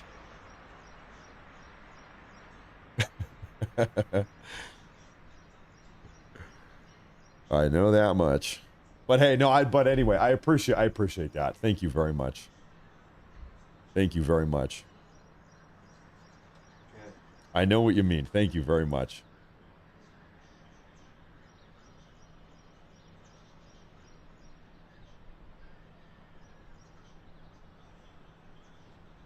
Thank you very much. The big fella says, Matt, can you explain to me why Iran is hitting Dubai when we don't have a base there? I have relatives holed up in a hotel. Can't get out because the air is closed. Dubai is effectively a regional ally of ours. In spite of us perhaps not having a base there, still they're effectively a regional ally of ours. And also, I think it's fair to say, listen, is the Iranian regime acting rationally? If they were known for acting rationally, I think they wouldn't be in this situation in the first place. You know, it's like trying to hyperanalyze the behavior of a barking dog.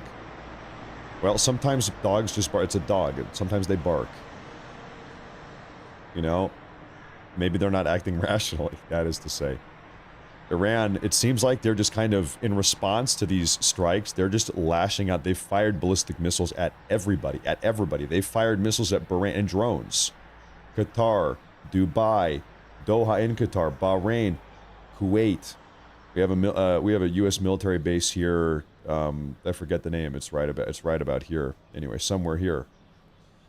They're firing ballistic missiles at the U.S. military base in Saudi Arabia, all throughout Iraq.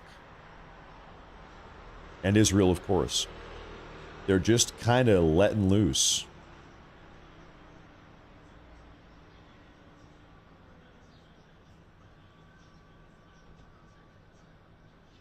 Now, go ahead and give me a 1. Trust me, I'm going somewhere with this. Go ahead and give me a 1 in the live chat and Rumble and YouTube if you are a Christian. There's a reason I'm asking. Give me a 1 if you're a Christian in the live audience. And I'm going to take a look. I'm going to see who we have here. How many have we got? And in the meantime, I'm going to take a look at this. Annie says, I respect your wife. I also observe your respect for her. I'm grateful for the freedoms that we're able to enjoy online together and in the chat. Tonight's live broadcast, an example of our Declaration of Independence. I'll tell you, I've got a very good wife. It's true. I've got a good wife. Look at all those Christians out there in the Rumble chat, too. The Christians are taking over. Okay, good. We like to see that. So the reason why I ask, and Annie, thank you. Thank you very much. It's true. You're right about that. Who here has noticed, amongst all of us Christians, who here has noticed a little bit of sometimes interdenominational fighting? Maybe even you read a different version of the Bible, I read this version, you read that version, my version is better than your version. Who here has noticed, I'm an Orthodox, you're a Catholic, I'm a Lutheran, I'm a Protestant, I'm an evangelical, I got it right, you got it wrong. Who here has noticed that? I think everybody has. I think everybody has noticed that. And you know how sometimes those conversations get a little bit heated, even between Christians. Imagine that times a million between the Sunnis and the Shia Muslims, two different big sects of Islam, okay? You know how heated sometimes it gets between us. Well, over here, we got nothing insofar as that conflict goes, the interdenominational conflict. It's 1/100th of this conflict they have between the different types of Islam, okay? So when we say, oh, well, everybody in the Middle East is Muslim, yeah, well, kind of, yeah. Generally speaking, yeah, but what sect, what type? Okay, that's a big question. They don't all get along. They don't all get along.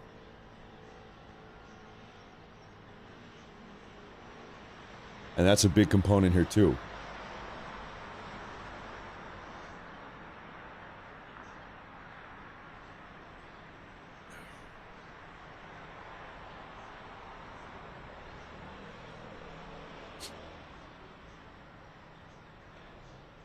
Well, we heard a rumor. It must be 15 minutes ago now. Big wave of ballistic missiles inbound. Have yet to see those actually. Jerusalem, real quick. No, those are just clouds. There's Temple Mount. These are just clouds. Those are not ballistic missile impacts.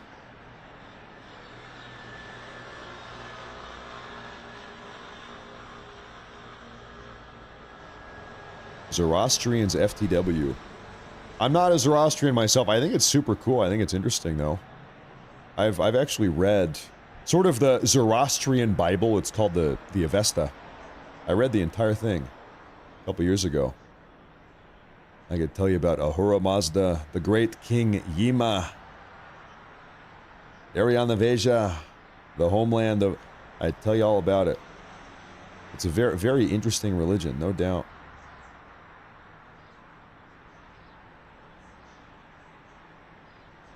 Those are Austrians. There's still a couple of them out there. There's still a couple of them. Not a whole lot. A couple of them still, though.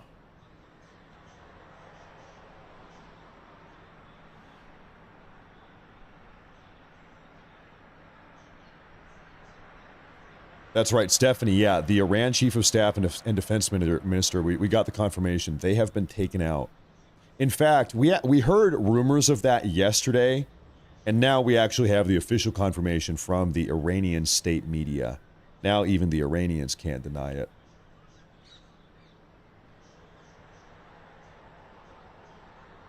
Even they can't deny it.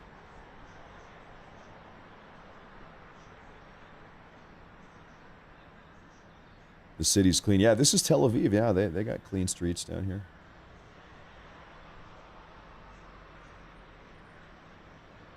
Yeah, they do say the three wise men, they were Zoroastrian. Magi. Could be, probably. They came from the east. Lone Star says the Church of Christ is not one denomination, but for all of those who seek him. I'm kind of inclined to agree with you. I think you might be right about that. Thank you very much. I need to make sure I'm not falling behind here. Smoke Agent says, first-time listener, love your show so far. It was hilarious watching you discover 61% of Pakistan is inbred. Okay, now you're forcing me to talk about Pakistanis again. While we have a minute here, can I tell you it's like a 3-minute long Pakistani story? It was so bad. One time I was flying through, I was on an airplane and I had a layover. It's the world's biggest airport. World's biggest airport is the Istanbul airport. Gets the most traffic every day, every year, the most people. World's biggest airport, Istanbul. Well, I had a layover. I had to hop on another airplane. I'm in Istanbul a couple years ago. Anyway, I was unfortunate enough, as I was going through airport security, and I was late for my flight. I was falling behind. I had to be in a hurry. Well, I was going through airport security. I was unlucky enough, I had a pack of 5 Pakistani men in front of me. And I could tell because everybody has their passport out. I said, what? So they have their Pakistani passports. 5, and they were about my age, must have been 30 or so, 30 years old. Group of 5 of them, Pakistanis, men. And I'll tell you, what happened next, it blew my mind. I could not believe this. Not a single one of them had any idea what to do at the security terminal. You got to take off your shoes, take off your belt, put your wallet in the tray, take the laptop out of the bag, put the bag in the bin, push it through, take your jacket off, any rings and that, take the thing out of your pocket, put it in the thing. And so the security woman explained in excruciating detail, because the first guy, he could not understand. He didn't understand. He couldn't get it. And this was like beyond a language barrier. This was an IQ barrier. He just couldn't get it. And she explained it in excruciating detail to this guy, exactly what to do. And the problem is, after she explained it to the first one, and it took like 5 minutes to explain to the first one what to do to go through security, the other four, none of the other four learned from the lessons of the first one. You would think that they would all kind of be paying attention, taking notes, thinking, okay, that's what I have to do. Well, the second she got done spending 5 minutes explaining what to do to go through airport security to the first one, the second one came up, and he similarly had no idea. Just totally clueless. And she had to start over from square one again how to do it. Take another 5 minutes. Okay, now you teach the second one how to do it. They weren't learning from each other. The second one gets through. The third Pakistani walks up. And guess what? He has no idea what to do. Takes another 5 minutes to explain to him. He just none of them could, it was 5 of them in a row. This happened 5 in a row. It took 25 minutes to get 5 guys through security because none of them they couldn't comprehend it. I was losing my mind, and there were 2 Dutch guys next to me. It was me, and then there were these 2 tall Dutch guys standing next to me, and I was talking, I was like, I can't believe this. We were making jokes about it to each other. I was talking to these Dutch guys. We couldn't believe it. We could not believe what we were seeing. They'd never seen anything like it. Neither had I.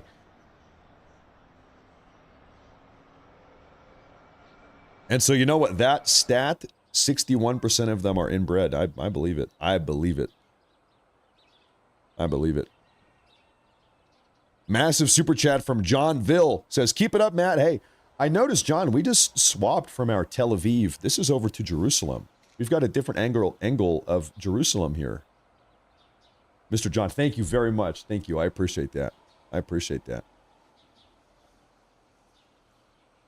Thank you very much. Well, I'm gonna try to find another Tel Aviv cam because we got to have eyes on Tel Aviv.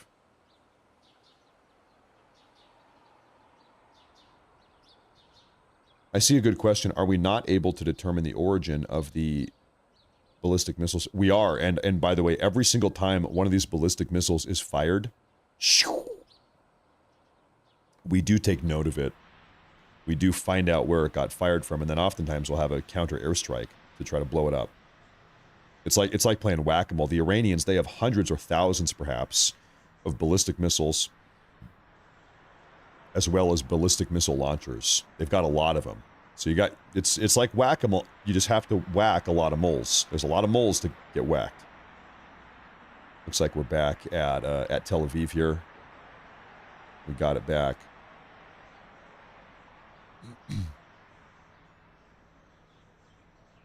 Official drop rate says, never forget that we are real people interacting with you. I know it's crazy to really picture sometimes. We are right here with you. Make sure you are staying safe. Not everyone likes you. Wait a minute. Not everyone likes me? Wait, what? Wait, huh? What do you mean not everyone likes me? I'm pretty sure everybody likes me. This is news to me. Hey, thank you very much. Yeah, that's right. You're real people. That's true. Thank you very much. Thank you again, John. This is from no one specific. He says, try bunker branding for your merchandise. Made in the U.S. I think I've got it all figured out. I think I've got it all figured out. Thank you very much. Thank you very much. I've actually recently spent a lot of time figuring out what I'm going to do here. I think I've got it figured out. Thank you very much. That's a big one too. Thank you.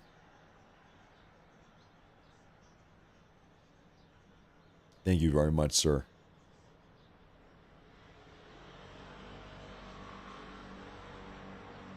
That was a big one. Okay, as of 10 seconds ago, we've got some news here, folks.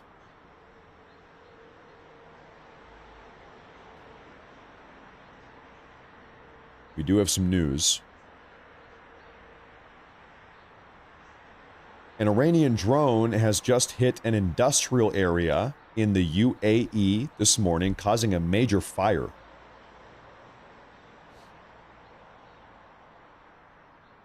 Yeah, that's going to be tough to put out. Yeah, that's going to be annoying. That's a problem. I think we have another video also of this. Yeah. Yeah. Big problem. Big problem. So an Iranian drone, was it a drone, right? A drone, yep, hit an industrial area, causing a massive fire. Well, that's a pain in the ass. This is Downton Annie. She says, my husband is a New York City Jew. Our first Easter, my father-in-law asked me to talk about why we celebrate. I said, because you killed our Lord. A Jew who busted out in everlasting life. Gratitude, giggles, grata-giggles.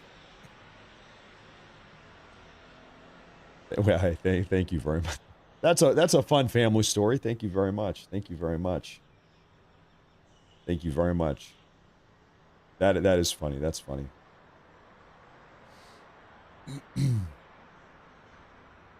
Thank you very much. My can I tell one here? It actually goes the exact opposite way here. You guys know my wife. My wife is a German woman. My wife is a German woman. Can anybody guess what my wife's grandfather was doing in the 1940s?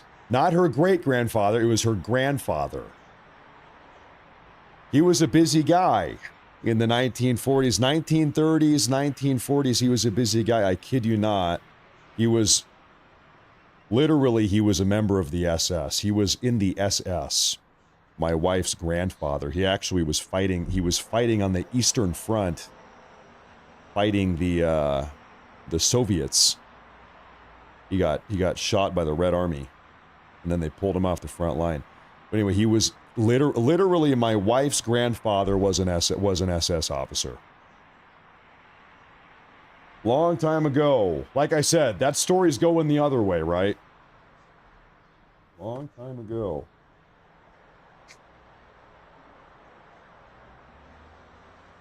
Excuse me, goodness gracious. Long time ago.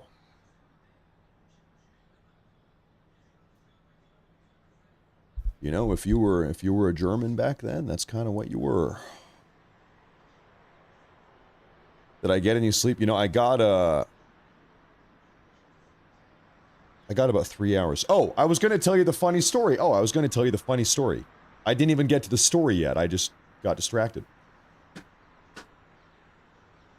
This is when my wife first came over to the U.S. about 5 years ago. And I first time in the U.S. visiting from Germany. We first started dating, maybe almost 6 years ago now.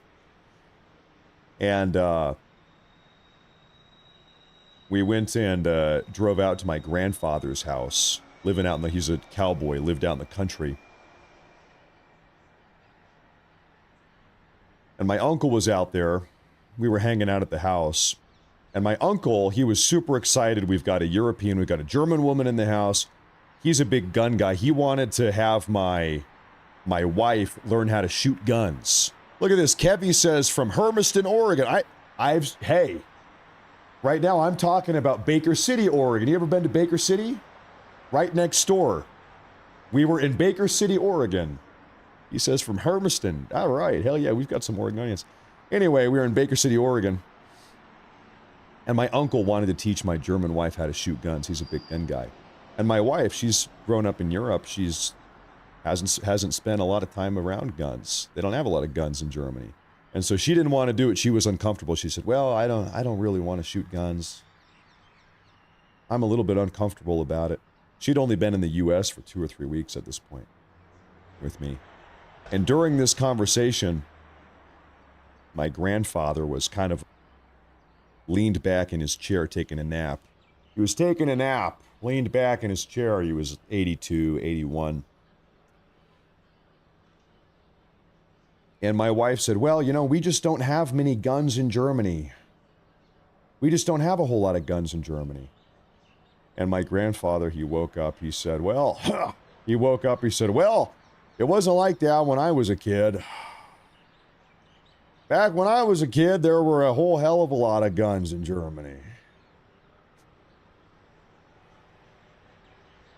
So there, anyway, there's your funny story. Maybe it's slightly funny a little bit. And she said, yeah, yeah, that's right. That's right. Oh my gosh, hold up, wait a minute here. We've got a guy spamming the chat. Shut that one down.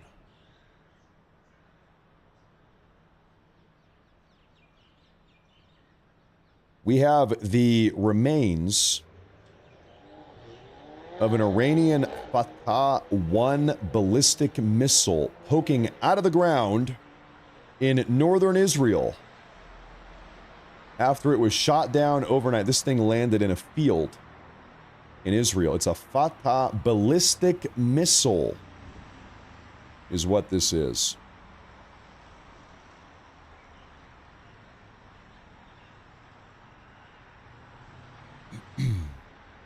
They shot this thing out of the sky. They made the... I mean, even today, I think probably half the guns I own, over half the guns I own right now are made in Germany. They still make some of the best guns. They just can't use them over there. You got this? Okay, hey, thank you. We gotta shut these spammers down.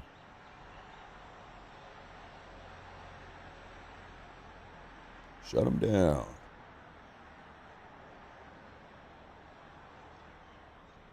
Have you seen Portland? They're ridiculous. I grew up in Portland. I spent 26 years of my life living in Portland. Oh, thank you, Annie. Thank you, Annie. I saw your message there.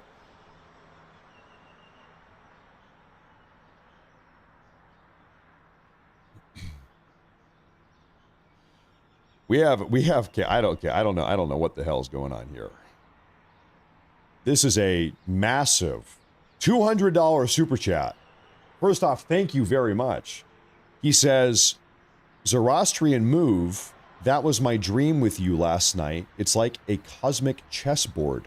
Watch your move, Matt, my friend. It's a cosmic chessboard, even if your wife's grandfather was a member of the SS. He's out here making cosmic moves. You know, I'll tell you something. I might be making cosmic moves also, but I'm just not aware of it. I just don't even know. If I am, I don't know about it. Maybe I am. Maybe everybody is. I just don't know about it. That's a massive one. Hey, thank you very much. I appreciate that a lot. You know, I need to have a conversation with some of you. Listen, it is almost midnight on the West Coast. Almost 3 a.m. on the East Coast. Some of you folks are up past your bedtime. Maybe Brandon is. I'm definitely up past my bedtime. We got to be careful. We might get grounded here. It is getting late. That's fine though. There's news to cover. It's happening. As they say, it's happening. Little by little. You know, I'm seeing all these Oregonians. Coffee and Quill says, Roseburg, Oregon. We've got a bunch of Oregonians in here. Hey, thank you, Brandon. Thank you very much. I appreciate that. We got to watch our cosmic moves. Thank you very much. We need to be smooth cosmic operators. Official drop rate says, I know not everyone likes to talk about their guns, but what do you own, Matt? A lot of us gun owners are curious about what you got. I imagine you got some nice stuff with all this recent popularity. You know, I'm going to say something that it's probably going to disappoint and slightly piss some of you guys off. I'm a big Second Amendment guy, and I really value owning guns. I'm a big gun owner. But shooting guns is I wouldn't say I'm like a gun guy. I love guns. I value them. I love the Second Amendment. But, you know, everybody has a hobby. I'm not like a gun hobbyist. I have them as a home defense thing, and I go shooting like twice a year, maybe. But I wouldn't dare say I'm a gun guy. That would be disrespectful to guys that actually are gun guys, probably. I don't want to piss anybody off. But anyway, that said, I've got a 6 Sauer AR-15. I've got a Colt AR-15. I have two, not one, but two H&K VP9s. Those are handguns. So there are already 3 out of 4 of those are made in Germany, actually. And then I have a Mossberg pump action shotgun. It's the 1920s trencher. The trencher model looks like it's out of the 1920s. I bought it because I thought it looked cool, honestly. But it's good to have around the house also. The trencher pump action. But anyway, no, hey, you gotta have them. You gotta have them. And thank you, I appreciate that. Thank you very much. Thank you very much. Thank you very much. As soon as you said German, I knew it'd be H and K. It's good. It's really good. I think if anything here, and by the way, folks, don't worry. By the way, I am out here scanning for updates. It's just kind of quiet. The reason why we're sitting here kind of making small talk right now is because, frankly, it's kind of quiet. There's not a lot of action right now. We are just on standby. So, we are. But you're not missing out on anything. I'm keeping tabs on this. I wanna buy a Ruger Mark IV. One, just because I think it looks cool. Two, you call me a girl, you call me a pansy if you want. I just think firing 22s, I'd rather shoot a 22 than a 9mm. They're just more fun to shoot, frankly, for me. I don't know. I have more fun shooting 22s. Am I gay? Does that make me gay? Am I officially gay because I have more fun firing a 22 than a 9mm? Maybe. I don't know. You gotta tell me. You tell me. They're just more fun, honestly, they are. The Ruger Mark IV, it's a good-looking gun, though, it is.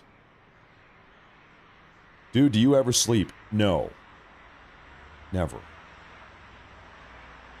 Never.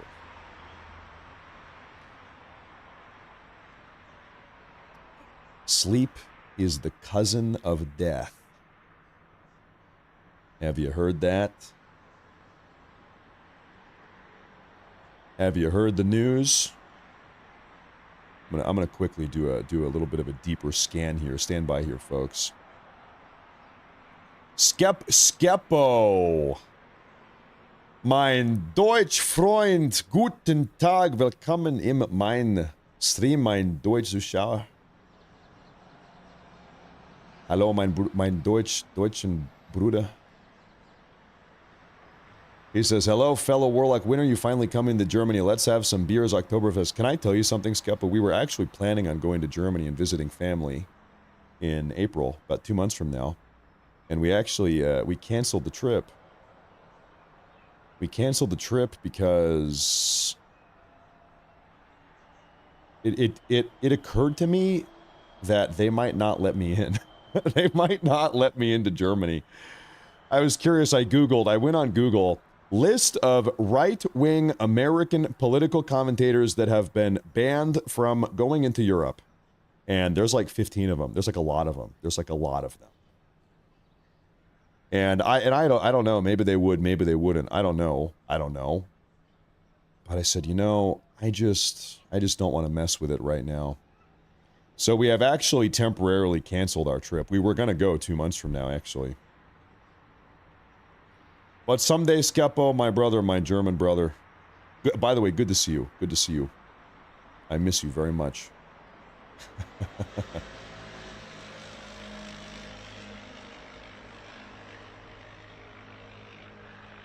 I'm sure they let me in.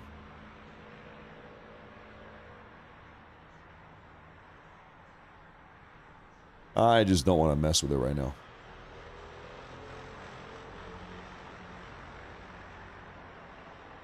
Sounds like a BS excuse. Well, okay. Yeah, you're kind of right. Can I be honest? Can I be super double triple omega honest? My mother-in-law, my German wife's German mother really wanted us to go to Germany. She wants us to go visit. And my wife didn't even really want to go. She kind of doesn't want to go. She's not in the mood to go to Germany. I'm like, whatever. I was like, whatever. And so, you know, you're right. Honestly, you're right. We kind of like concocted an excuse. Well, I don't know. They might not let me in. I don't know. Okay, we're not going to do it now. You're right. You caught me. We kind of concocted a bullshit excuse. You're right, because we kind of didn't want to go. So, you got me. Maybe it's true. Maybe it's true. I don't know. We just weren't really in the mood.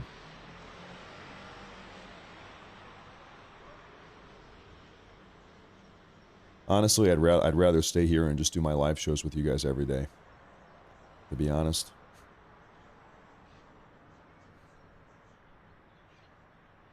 I'll tell you what, it is just dead. It's as quiet as a barn mouse right now. East or west. My wife, her family, they're from Western Germany. Rheinland-Pfalz is the state. The Stadt.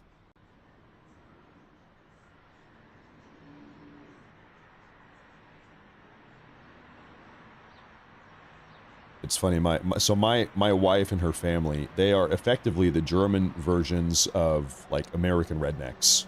They're country people, old school German traditional country people. They live in the middle of nowhere. The town that my wife is from has, I think, 1,200 people. Maybe less than that. 1,200 people living in the town.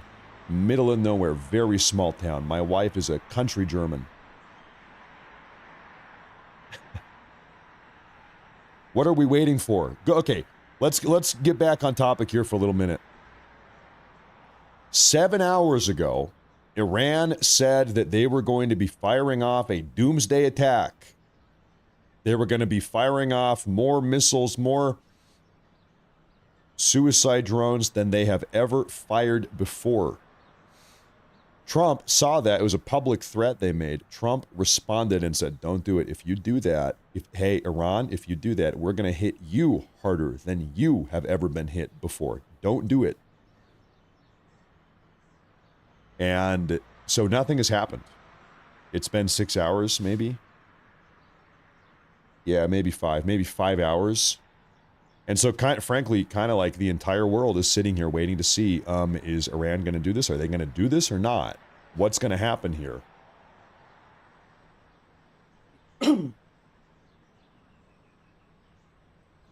It's kind of like the calm before the storm, perhaps. Or maybe no storm. Maybe there will be no storm.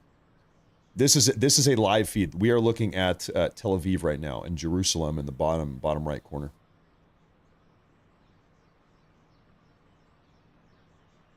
I need to get caught up here real quick. Pistol Whipped. Hey, relevant name, by the way. Pistol Whip, thank you, sir. Thank you very much. Thank you very much. We have a super chat from the Pepsi Ducole. He says, playing World of Warcraft TBC and watching you at 3 in the morning. Do you think Israel or the blue-haired left ruined retail? I'd say probably the blue-haired left. Probably the blue-haired left. We have a massive super chat here from James. $50 super chat from James.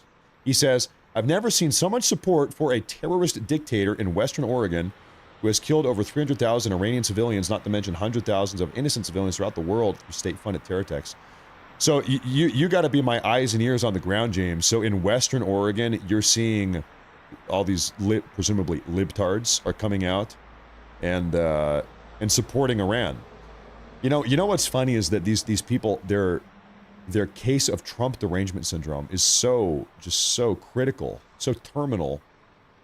It doesn't matter who Trump is going up against, they just obligatorily have to come out in opposition of Trump and side with whoever Trump is up against. So in this case, because they hate Trump so much, they're siding with the Ayatollah of Iran. Imagine your Trump derangement syndrome is so bad, it's so late stage, that you are teaming up with the Ayatollah. That's pretty bad. That's a bad case. That is a bad case. You don't have long. These people, they don't have long. It's terminal at that point.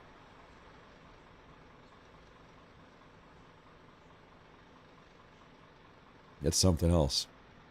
Thank you, James. Thank you very much. Downton Annie says, my husband's a New York City, Puerto Rican German Jew. He's just every type of person. But he can't dance. Hey, neither can I. You know what? I can do the Trump dance. Can you do the Trump dance? You got to be able to do the Trump dance. Thank you, Annie. Thank you very much. Thank you very much. A little bit of this.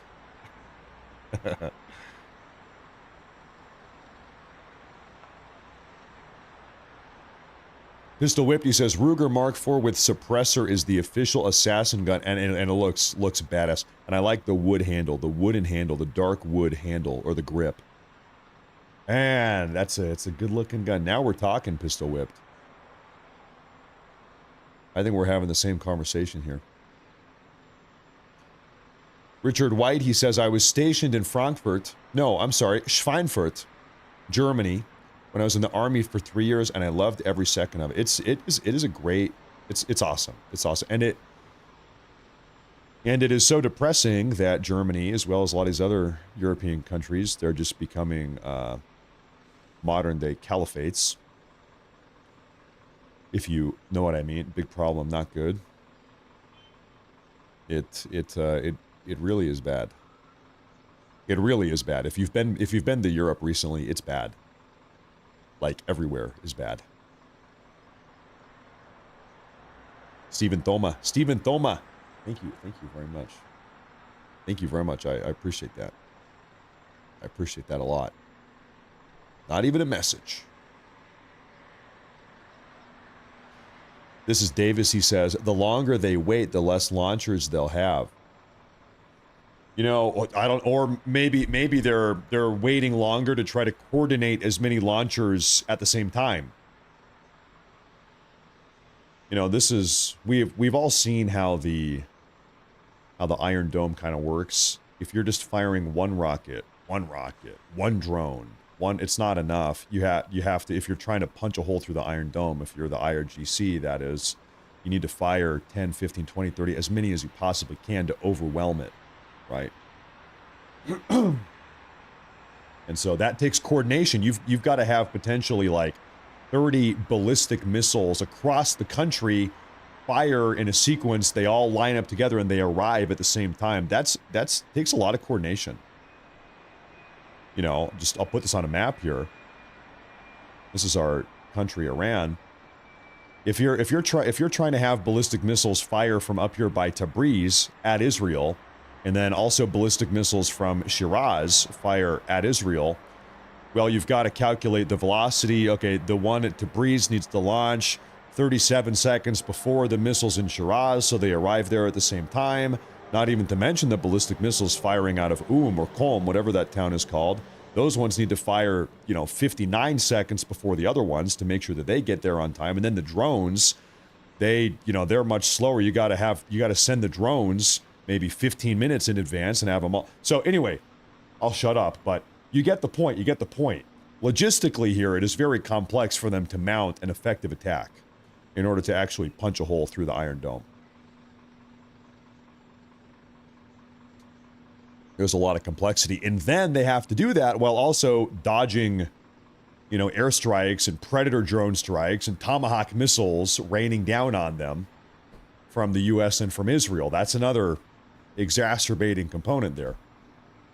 Makes it even more difficult.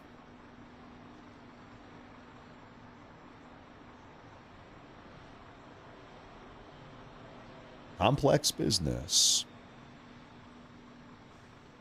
Complex business.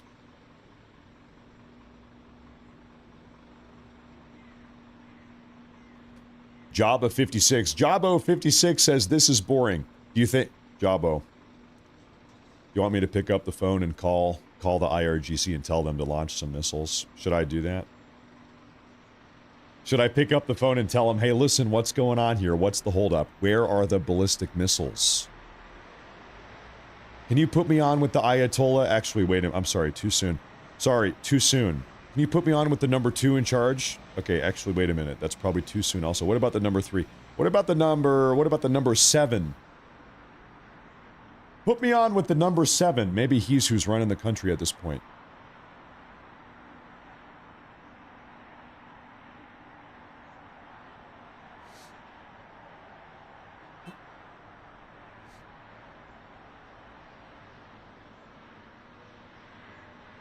You know, I'll tell you what. I'm just kind of like thinking back through what has gone on here today. Let's just do a recap of the last 4 or 5 hours. Jeff says, stop giving them info on how to do it. Yeah. I'm sure that none of this has occurred to the Iranians. You're right. I'm giving them proprietary missile launching information right now. Yeah. Definitely they did not know any of this.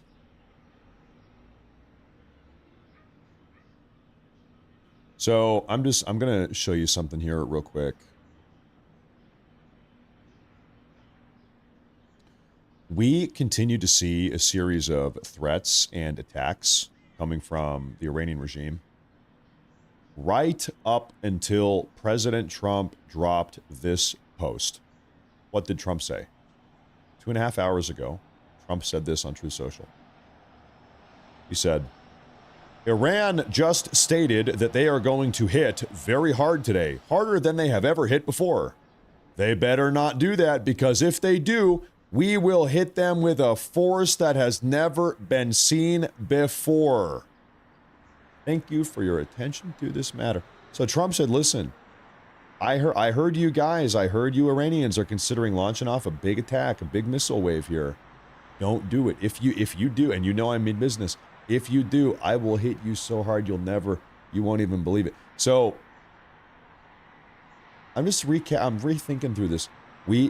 Like I said, from the Iranians, we were seeing threats and we were seeing drones and missiles get launched off up until this post. I think this post said, okay, we don't want the smoke. We don't want the heat.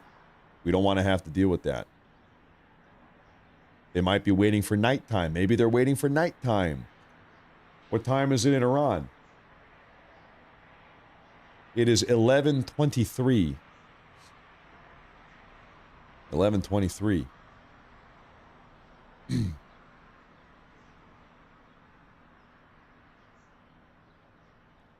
Zion Warrior says, for those Trek fans, #1, I order you to take a #2. Thank you. I was always a Star Wars guy, if I'm honest. Thank you very much. Pistol Whipped here, he says, Iran is that one kid at school screaming, hold me back, while getting punched relentlessly. Maybe a little bit analogous. Yeah, maybe so. No, hey, and Jeff say, we were kidding around. Thank you, Jeff say. Thank you, sir. But yeah, maybe so. Maybe that's a good example. Good comparison. Thank you very much.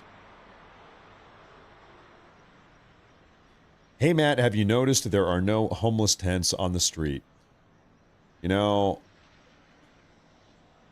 I'm tempted to take that comment and rant and rave about it. But I probably shouldn't. I probably shouldn't. At this point, honestly, ladies and gentlemen, we have been sitting here. There's been no action for about 2 hours ever since Trump made that post. I am half considering wrapping up the show for the night because nothing is happening, and going to bed, wrapping up my little nap, having a second half of my nap here, waking up, and I don't know, that would be probably 5 or 6 hours from now, and kind of seeing where things are at. What do you say about that? You say we take a break, we wrap it up, it's getting late, nothing's happening, it's dead of night for us, for them, midday, nothing's going on. Reconvene 5 or 6 hours, maybe 7. And it'll at that point it'll be just about sunset for Israel. And then we'll see where we are. We'll do a recap, and then we'll do some more live coverage if it seems like we should do that. That might be the plan. That might be the game plan. Because right now, it's not happening. It's not happening. It is not going down right now. So, ladies and gentlemen, I am going to wrap it up right now, and then I will, if I had to guess, I'll probably see you guys in 7 hours or so. I imagine we'll go live and do it again and figure out where we are, what the hell's going on. So, everybody on Rumble as well as on YouTube, thank you all for coming back. Thank you again for tuning in. Big time, big support. If you haven't already, hit that like button. Thank you. Make sure to subscribe. And I'm sure I'll see you guys pretty soon. I'm sure about it. Take care, folks. And I'll see you probably in just a couple hours. Take care, everyone. Thank you.